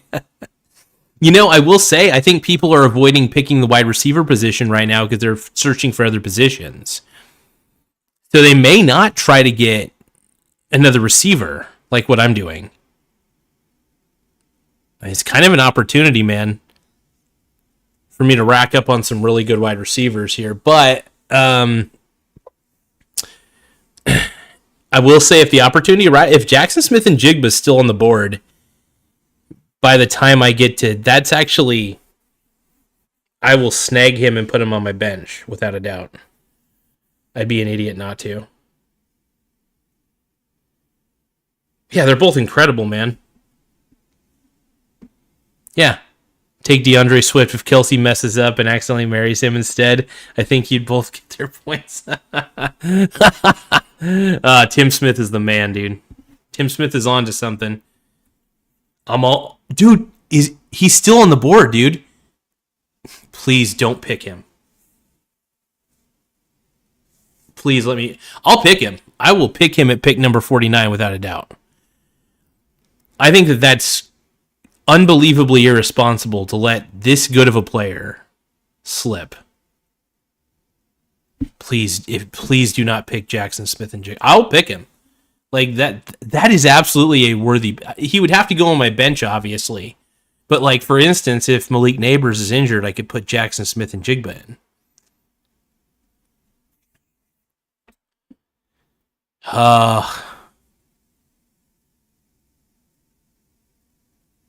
Might get James Conner, though. Dude, Jackson Smith and Jigba is still on the board. That is, in my opinion, the most irresponsible thing anybody could do, and I will absolutely get him. Dude, to get him in the... Garrett Wilson is still on the board, too? Dude, these are crimes against humanity.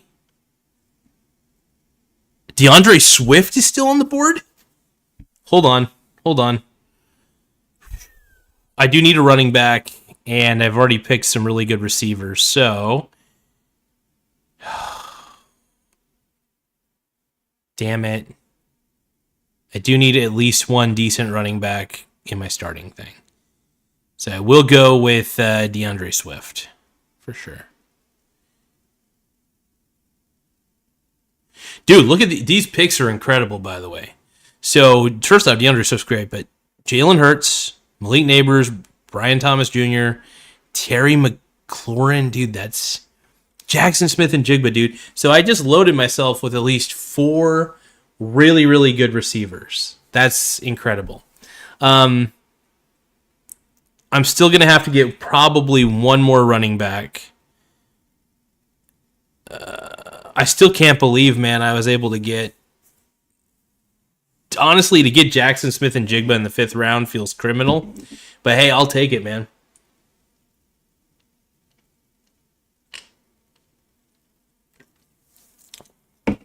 That's a steal of a deal.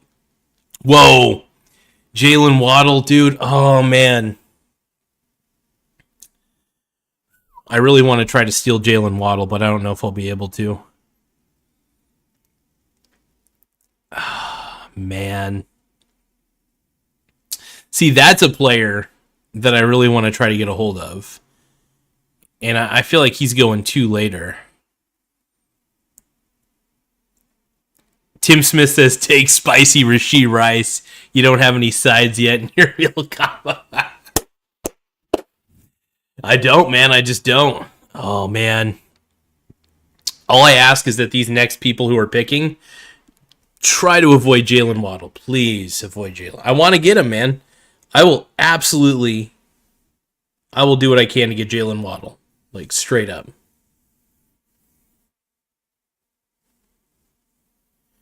Chuck says it's a 10-team league. Wheels up, 10-team is too small in my opinion. Yeah, I'm going to be in a 12-team league, actually, so that's going to be even crazier. So doing a 12-team in my buddy's fantasy league is going to be kind of wild.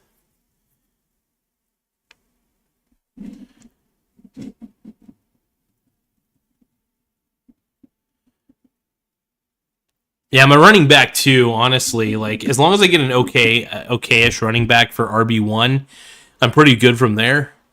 The rest of my picks are all going to be like, I'm going to try to go as many wide receivers as I get my hands on. Oh.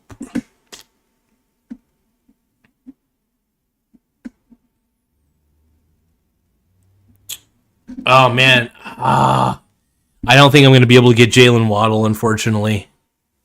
It's a possibility I might. I don't enjoy any league that's under 12. Yeah, it's tough. 10 teams is pretty small, but still pretty fun though. I enjoy 10 or 12 team leagues. Chuck says, "How many years have you been doing fantasy football?" I've been doing it for about. Actually, how many years have I been doing this? I started playing because my buddy Jared got me into his league, I think in like, what was it? 2016. Then I got into Slack's league at one point. That was really fun, and I've just been playing fantasy football on my buddy Slack's league for the most part every year. But then I just joined some random public leagues just because it's kind of fun. But I just enjoy doing the little drafting process. It's kind of like gambling. Oh, I think I'm going to miss out on Waddle. Now, you can't get them all. And hell, I feel like I robbed this game by getting McLaurin and Njigba. So, I mean, prayers that I get Waddle, by the way. Hopefully people are still trying to pick. What round are we in? Okay, we're in round. Waddle's still on the board? Am I dreaming? Am I dreaming right now? Jalen Waddle is still on the board and I can pick him. Dude. This is the biggest steal of this draft. Absolutely am I picking Jalen Waddle. I would be an idiot not to. Okay, now here's the question. I do need a running back right now. And I do like Detroit's running back dynamic duo. And I've already stolen enough receivers off this. So I'm definitely going to get David Montgomery most likely. Hold on, let me see here. Yeah, Montgomery's a beast. Yeah, I'm getting David Montgomery. I'd be stupid not to. He is an incredible running back, by the way. It's funny because he's a part of a two-headed monster of running backs. There's 2 running backs on the Detroit Lions, and it's him and I can't remember the other guy. But they're just a two-headed monster, and they pound that ball. So I ended up getting 2 decent running backs out of this. Better than I expected. Getting Swift and Montgomery, I'll take that. They're not like super duper elite, but they are in the upper echelon of great running backs. So yeah, I'll take it. I'll take it any day of the week.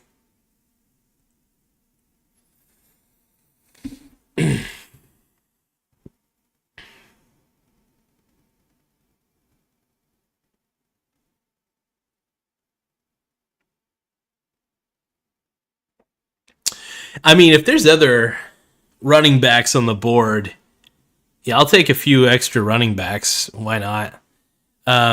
Just depends on who's available still. Oh, Jahmyr Gibbs is the I think he's the number one running back on there. But RJ Harvey or Gibbs, yeah, let's see. Yeah, Jahmyr Gibbs I think was taken way early by other people, but having David Montgomery though, a part of that two-headed monster, man, I think is fantastic, and he'll put up some pretty decent numbers too.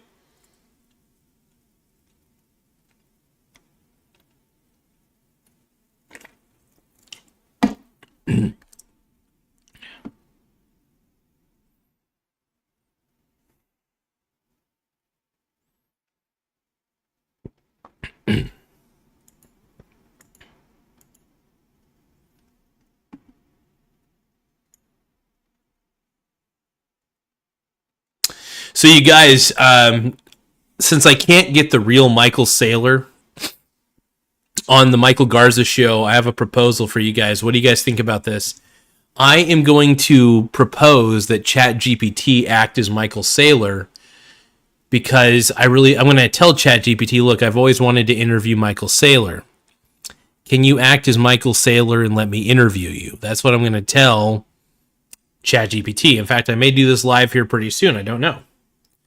We'll see what the cards hold on this one.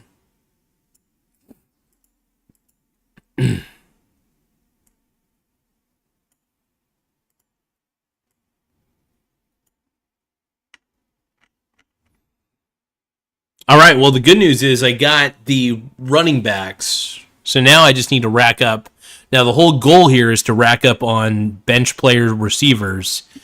Now, here's the thing. I mean, if there's some decent running backs that are still available, obviously I'm going to try to snag a few running backs. But if there's some really good wide receivers still on the board, I think I'm going to have to go that route.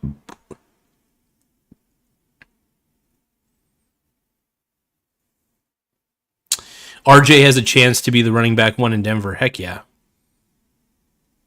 Let's see, Art. Just J.K. Dobbins. Where's RJ at? Ricky Pearsall. Mark. I don't trust Mark Andrews after last year, man. I think he's rated too high on this, to be honest. This is where it gets tricky. Who do I get for my bench?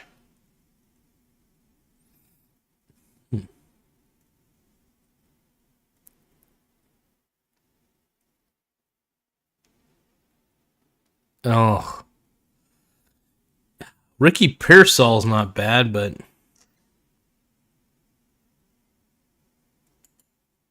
I don't know. I might have to go with Michael Pittman, man. I mean, Pittman's been kind of a disappointment, but honestly, I think he'd be wouldn't he be wide receiver one?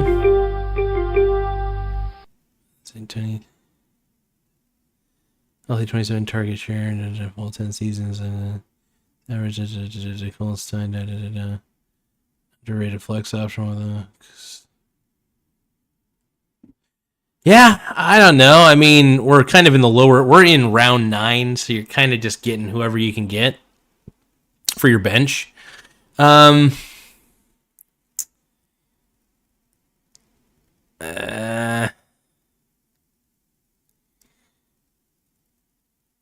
I don't know. Who do I like the best?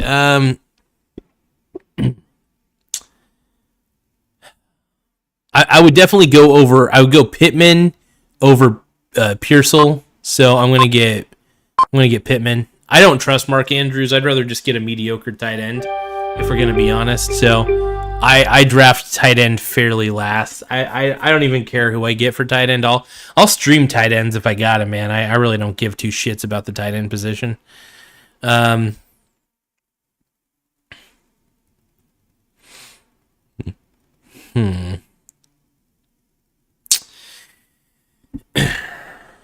to think if I want to get a good backup.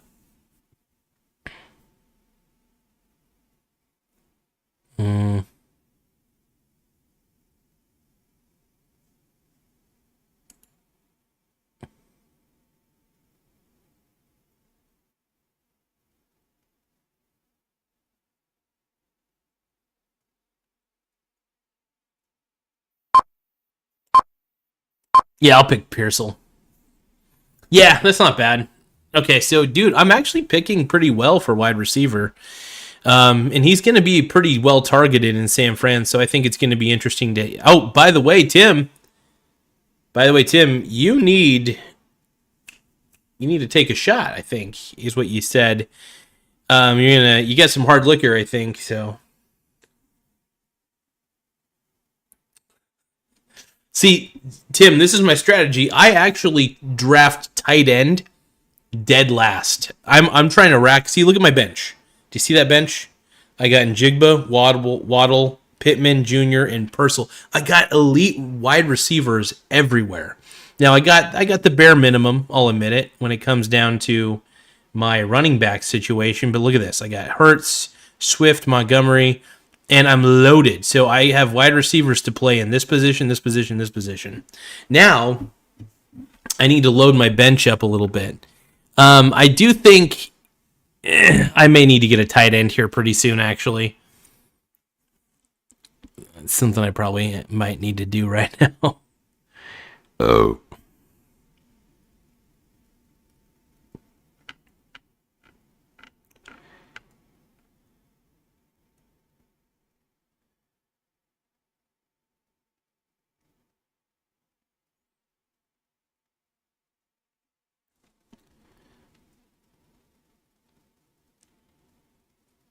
Tim Smith says, I'm going to drink Bud Light out of my own belly button, recording it on OnlyFans. Oh my God.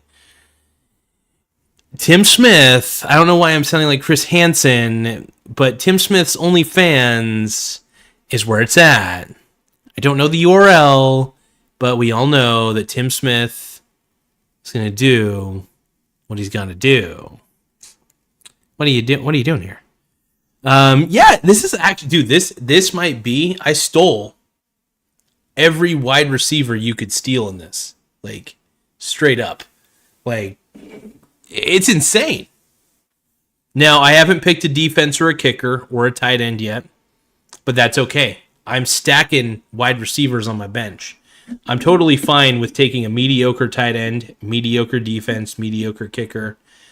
Those are the three positions. I'll choose the middle of the pack for all those guys.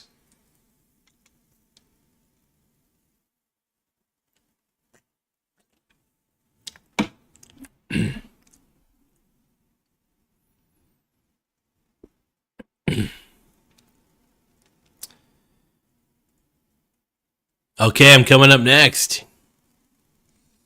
So you heard it here, folks. I finally drafted a white guy. Let's see. Pittman Jr. kind of looks white, though. Purcell, though, is definitely white. Yeah, so I pretty much... I only have one white guy on my team. That's funny. Tim Smith says, I went to the world's most retro Chuck E. Cheese in Spokane, Washington. And then this happened. By the way, did you end up going to you said, I think I remember you mentioning something about going to Cracker Barrel or something. Did you end up going there for protesting the Cracker Barrel logo change in Seattle or whatever? That sounds dope. Oh crap, I can finally choose. Well, I think all the good tight ends are gone at this point. I've kind of lost faith that I'll be able to get a good tight end on here, so I'm just going to focus. Maybe I could get a good tight end. Hold on. Dalton Kincaid's okay. Jake Ferguson.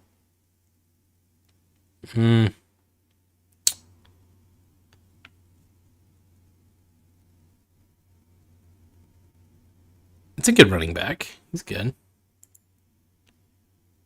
He's got a better ADP than most of these guys.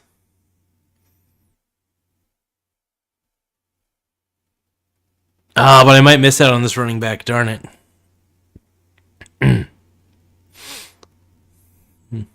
I'm glad I picked Jalen Hurts pretty early, though. That was pretty important.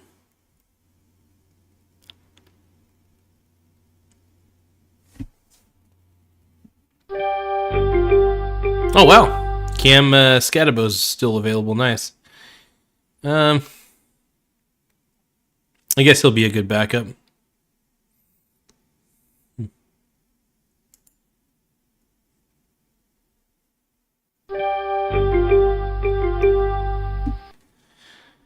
Question is...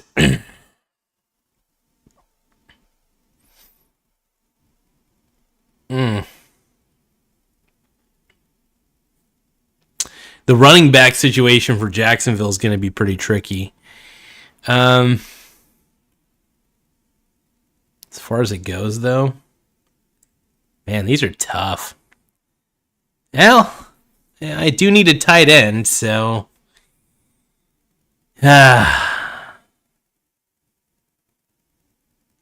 Tyler Warren it is. Honestly, his ADP's not bad. Yeah, let's get him. I need a tight end somewhere, man. I need a tight end done here.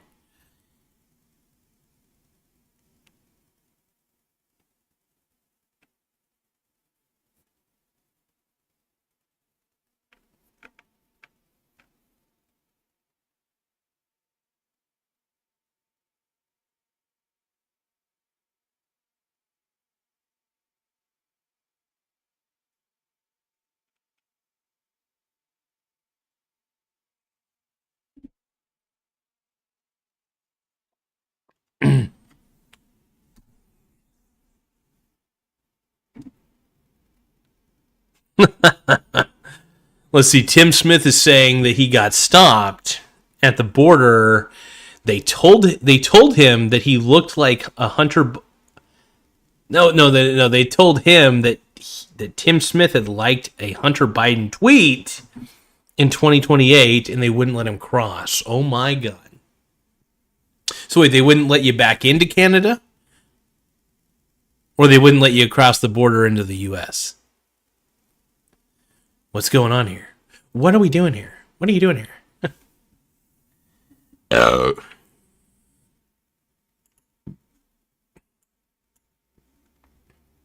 I'm going to have to extend this a little bit. Here we go.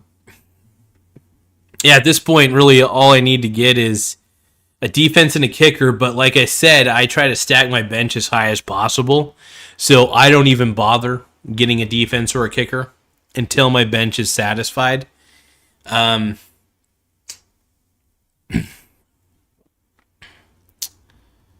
Eagles defense, let's see.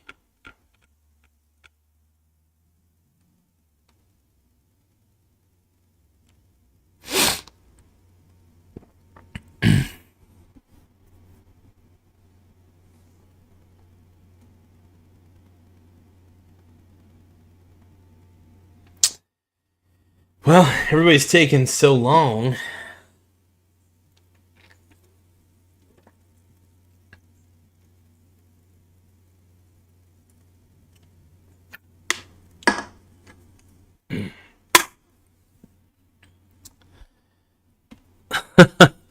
Tim Smith says, I searched for tight end in fantasy, and you wouldn't believe what came up. I don't see any footballs.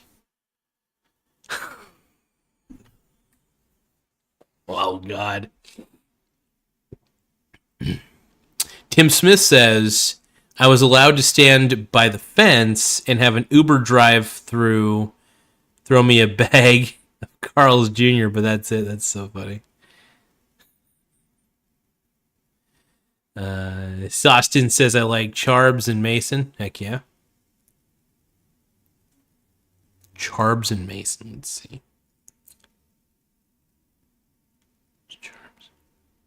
Are you talking about Jordan Mason? I'll take a look at Jordan Mason here. Mason was traded to Minnesota and is expected to operate as in committee.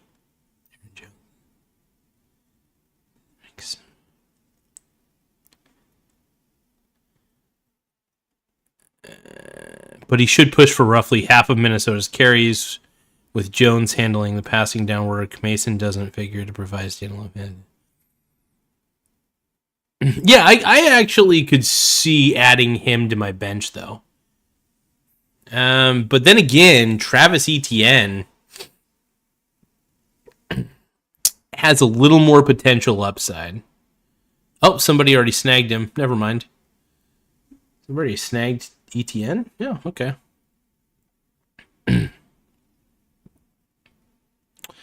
Well, I guess I'm going to get Jordan Mason then, because I thought about getting Tank Bigsby, but I don't know what that situation is going to look like.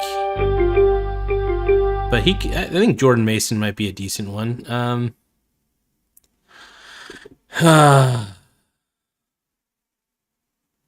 Jordan Mason or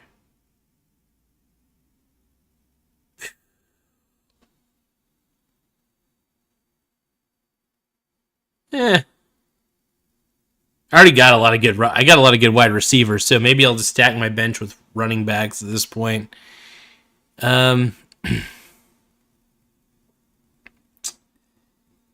Yeah.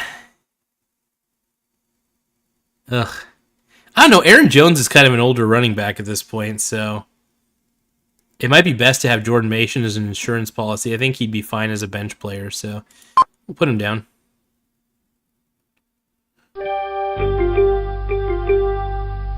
Tim Smith says, Prescott, do it for Alex Stein. He's a big booty Latinas. He's the big booty Latinas at quarterbacks. Oh my god. Yeah, but I think Charbonnet just went. That's so funny. Okay. Question is, should I just put another running back in my bench? Choices.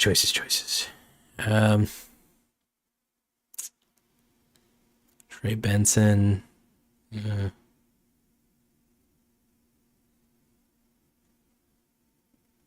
I don't know. Shaheed. Yes. We'll just draft. Benson.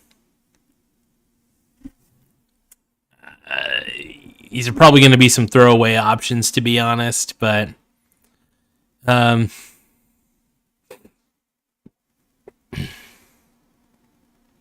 will admit I'm really excited to have Smith and Jigba and Jalen Waddle.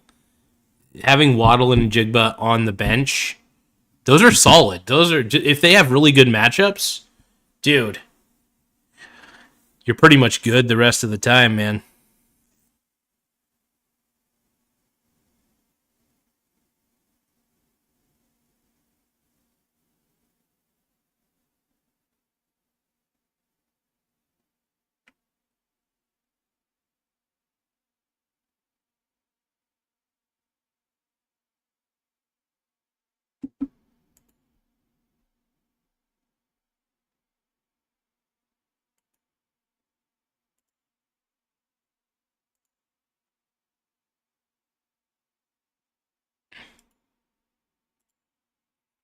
Well, we're pretty much down to defense and kicker.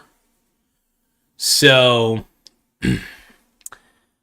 I tend to get a kicker before I get a defense. I tend to pick defenses dead last just because if you get a good kicker, well, I should say if you get a kicker and a good offense and they're at least a decent kicker, then you're in good shape. The problem with defenses, if there's a lot of injuries with those defenses, it could be very fickle. So I tend to stream defenses more than anything. I will keep a good kicker, though, for sure. If the kicker isn't a great offense and they've just proven to be really, really good, I will choose the kicker over anybody.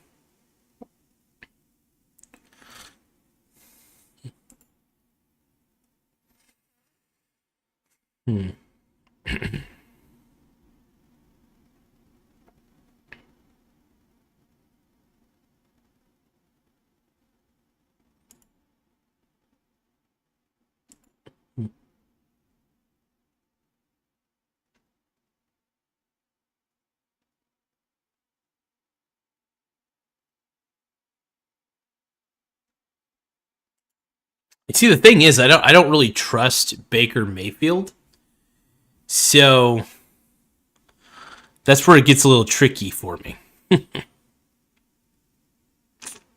But I do like Chase McLaughlin though. I think he's going to be a fine kicker.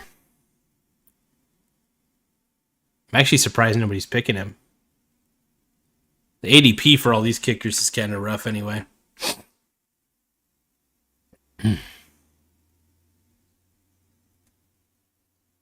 Yeah, actually, that's a good deal on the kicker. Hell yeah. I'll get Chase McLaughlin. I mean, I think they're going to get in the red zone quite a bit in Tampa. Okay, so who do I pick for defense here? Well, the Lions, I think, are going to have a hard-hitting defense, so it's actually fantastic that I can actually pick them early. So, yeah, I'm picking the Detroit Lions. Hell yeah. And I just picked the entire fantasy lineup that I wanted. I think I got surprisingly a good bench. Way better bench than I thought I was going to get, to be honest. But yeah, Sostin Charbonnet did go, and yeah, I have to say, Tim Smith, I disappointed you, brother. I disappointed you, man. I failed you. I did not get Dak Prescott. I did not do it for the big booty Latinas. Oh man, that's funny. Well, that concludes this fantasy episode. We did a little fantasy draft. We've been doing this for 2 hours. Dropped a lot of 5.8% of the frames have dropped though, dude. I gotta really lower the. I may have to lower the data rate on this, unfortunately. That sucks. Damn.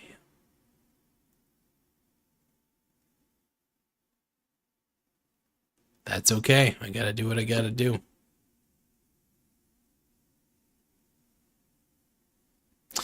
Yeah, I'm good. Let's see. That feels like a good team. It's a solid looking team right there. And if Malik Neighbors doesn't pan out, I still got Njigba. Jalen Waddle, I think, is like it's a diamond in the rough right there, dude. Yeah, I felt like I stole a lot of good players in that.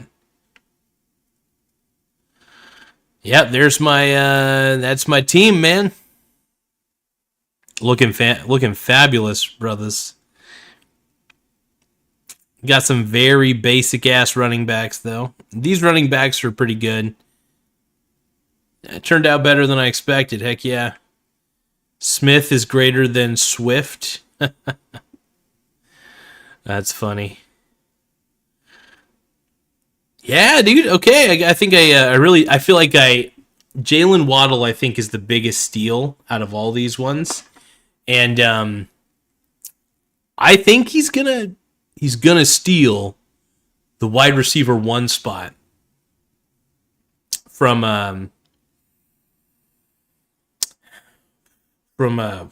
Tyreek Hill. I really do. I think that's gonna happen, man. I think it's really gonna happen, and yeah, that's the team, man. It's a good fantasy team right there. Hopefully I draft just as well. I don't know, man. Getting Terry McLaurin though, that was a huge deal.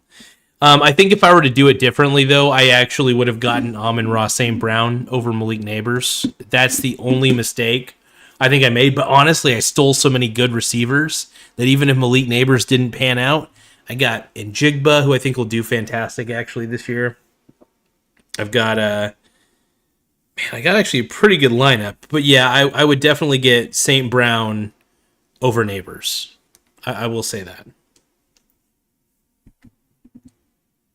Oh, that's what I would most likely do.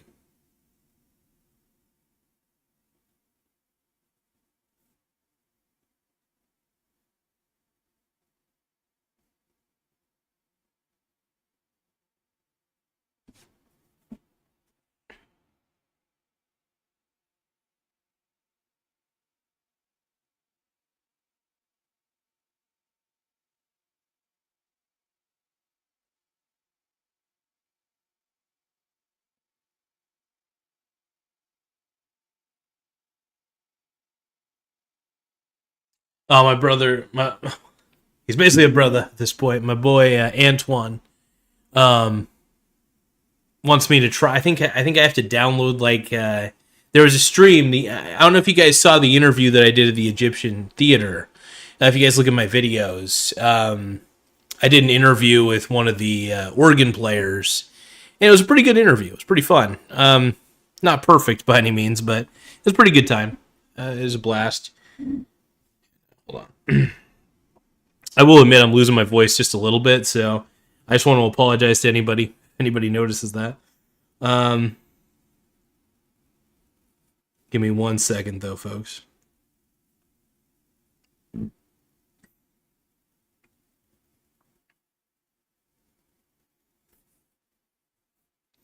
Taking a look at the analytics.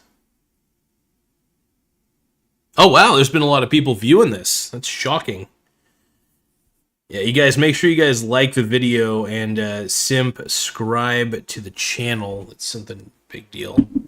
So yeah, like the video, baby. Woo! Like it.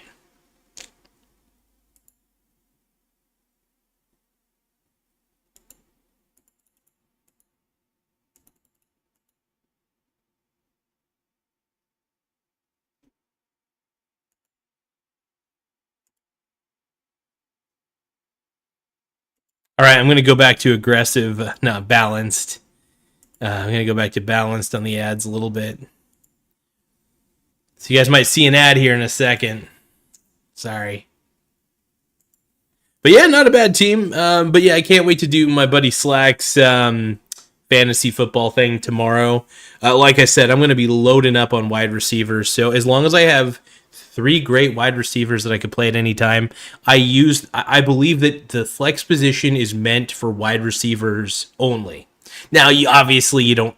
It's wide receiver, running back, and tight ends that can go into the flex position. But honestly, I feel that the flex position was made to be a wide receiver 3 slot, basically. And if you can get 3 elite wide receivers in wide receiver 1, wide receiver 2 in the flex position, you're set. Now, you still want to try to get a good quarterback. So I say 3 fantastic wide receivers, 1 great running back, 1 great quarterback, and then by round 5 and 6 is when you need to start shopping the market on here for running backs. However, if you see a steal, like if you see a Jackson Smith and Jigba available or a Jalen Waddle in that range, take them. Just take them. Because you're missing out on a good move. Yeah, so I think it's going to be fantastic. Depending on the matchup, I think Pittman's not going to be too bad. I think Ricky Pearsall's going to be great. It all depends on matchups. If the defense is going to be kind of crappy, then you got a chance. You got a good chance here.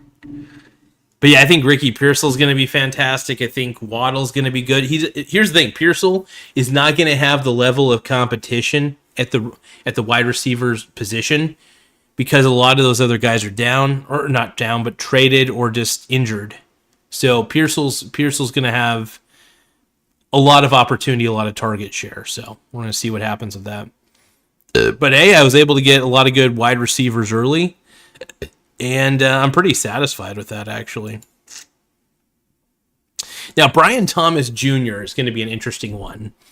So what they're saying is 3. That's the number of wide receivers selected before Thomas in 2024 draft.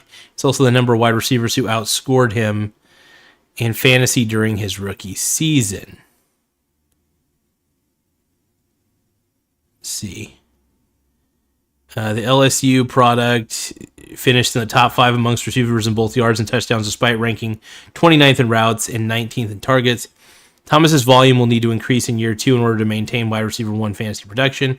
And while it's reasonable to expect that boost, it's worth noting he had 6 10-plus target games with backup Mac Jones, but 0 with starter Trevor Lawrence. The bottom line is Thomas appears to be the real deal, and even with Travis Hunter added to the mix, he has a path to a massive target share in a Liam Cohen scheme that was extremely generous to Tampa Bay wide receivers. So here's the thing. In hindsight, I don't know if picking Thomas would have been the best. He might be somebody that I need to avoid, man. I don't know. And the question is, I guess I should ask, should I avoid Brian Thomas Jr.? Avoid drafting Brian Thomas Jr. in fantasy. Not interested.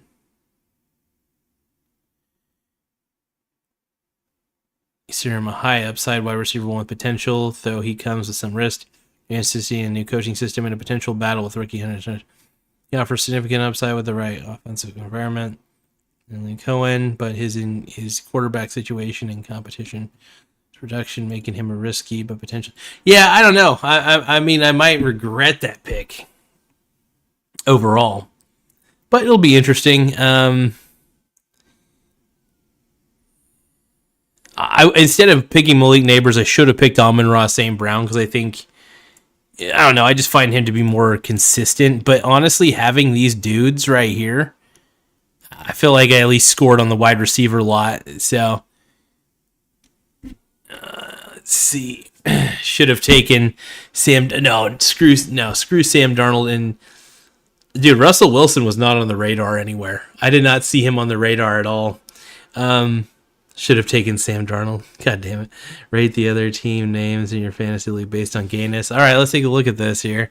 Well, mine, I have to say, Harris Biden 2028 is the gayest of them all because it's the most LGBTQ, for sure. So I definitely win the award for the gayest fantasy name of all time. Let's see. What about legally gay players? So how do I check? Oh, here's the opposing teams. So Ben's best team, BBT. Quincy's tremendous team, Nuts Nutty Buddies. Jay's finest team, Sid has smart team. The dishonorable Binky, Bail Mount. John's team, Mega for JSD. Chase the white neighbors. Those boots. This one right here. Chase the white neighbors. That's funny. That might be the funniest though. But yeah, mine's definitely the gayest. The second gayest though would be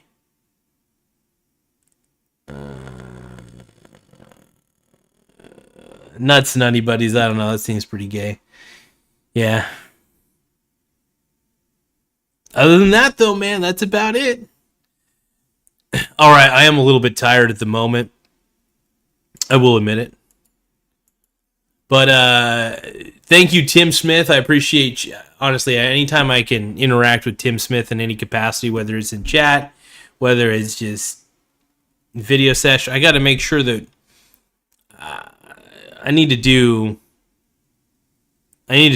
get back into what the fuck's that thing called? Crap. StreamYard. I need to get back into StreamYard and start doing more interviews and stuff like that. I love StreamYard so much. It's great. All right, though, man. I gotta interview you, Tim Smith, my boy, on StreamYard one of these times, but I'm feeling a little tired at the moment. I may do another video tonight. I'm actually not too sure. I am feeling just kind of... I might do some short videos, though, where I just I'm just going to probably do a few short videos referring people to some of the reviews that I've done. But hey, thank you, Tim. I appreciate you, brother. Thank you, Sostin. Appreciate you stepping in. Wheels up. Appreciate you, too, G-Dog. Chuck Salzman, appreciate you. Hey, thank you all. Appreciate y'all. Thank you, everybody.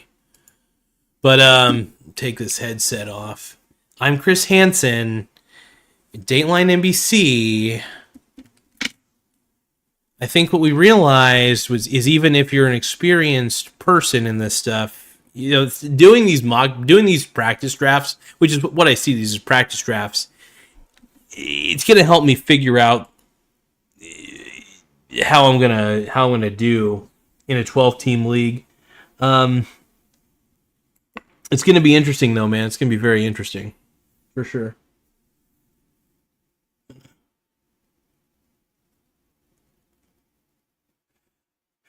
But I am a little bit exhausted. Like I said, I'll catch you all later. Woo! I'm out. I'm going to do some short videos probably here in a bit. Later, guys.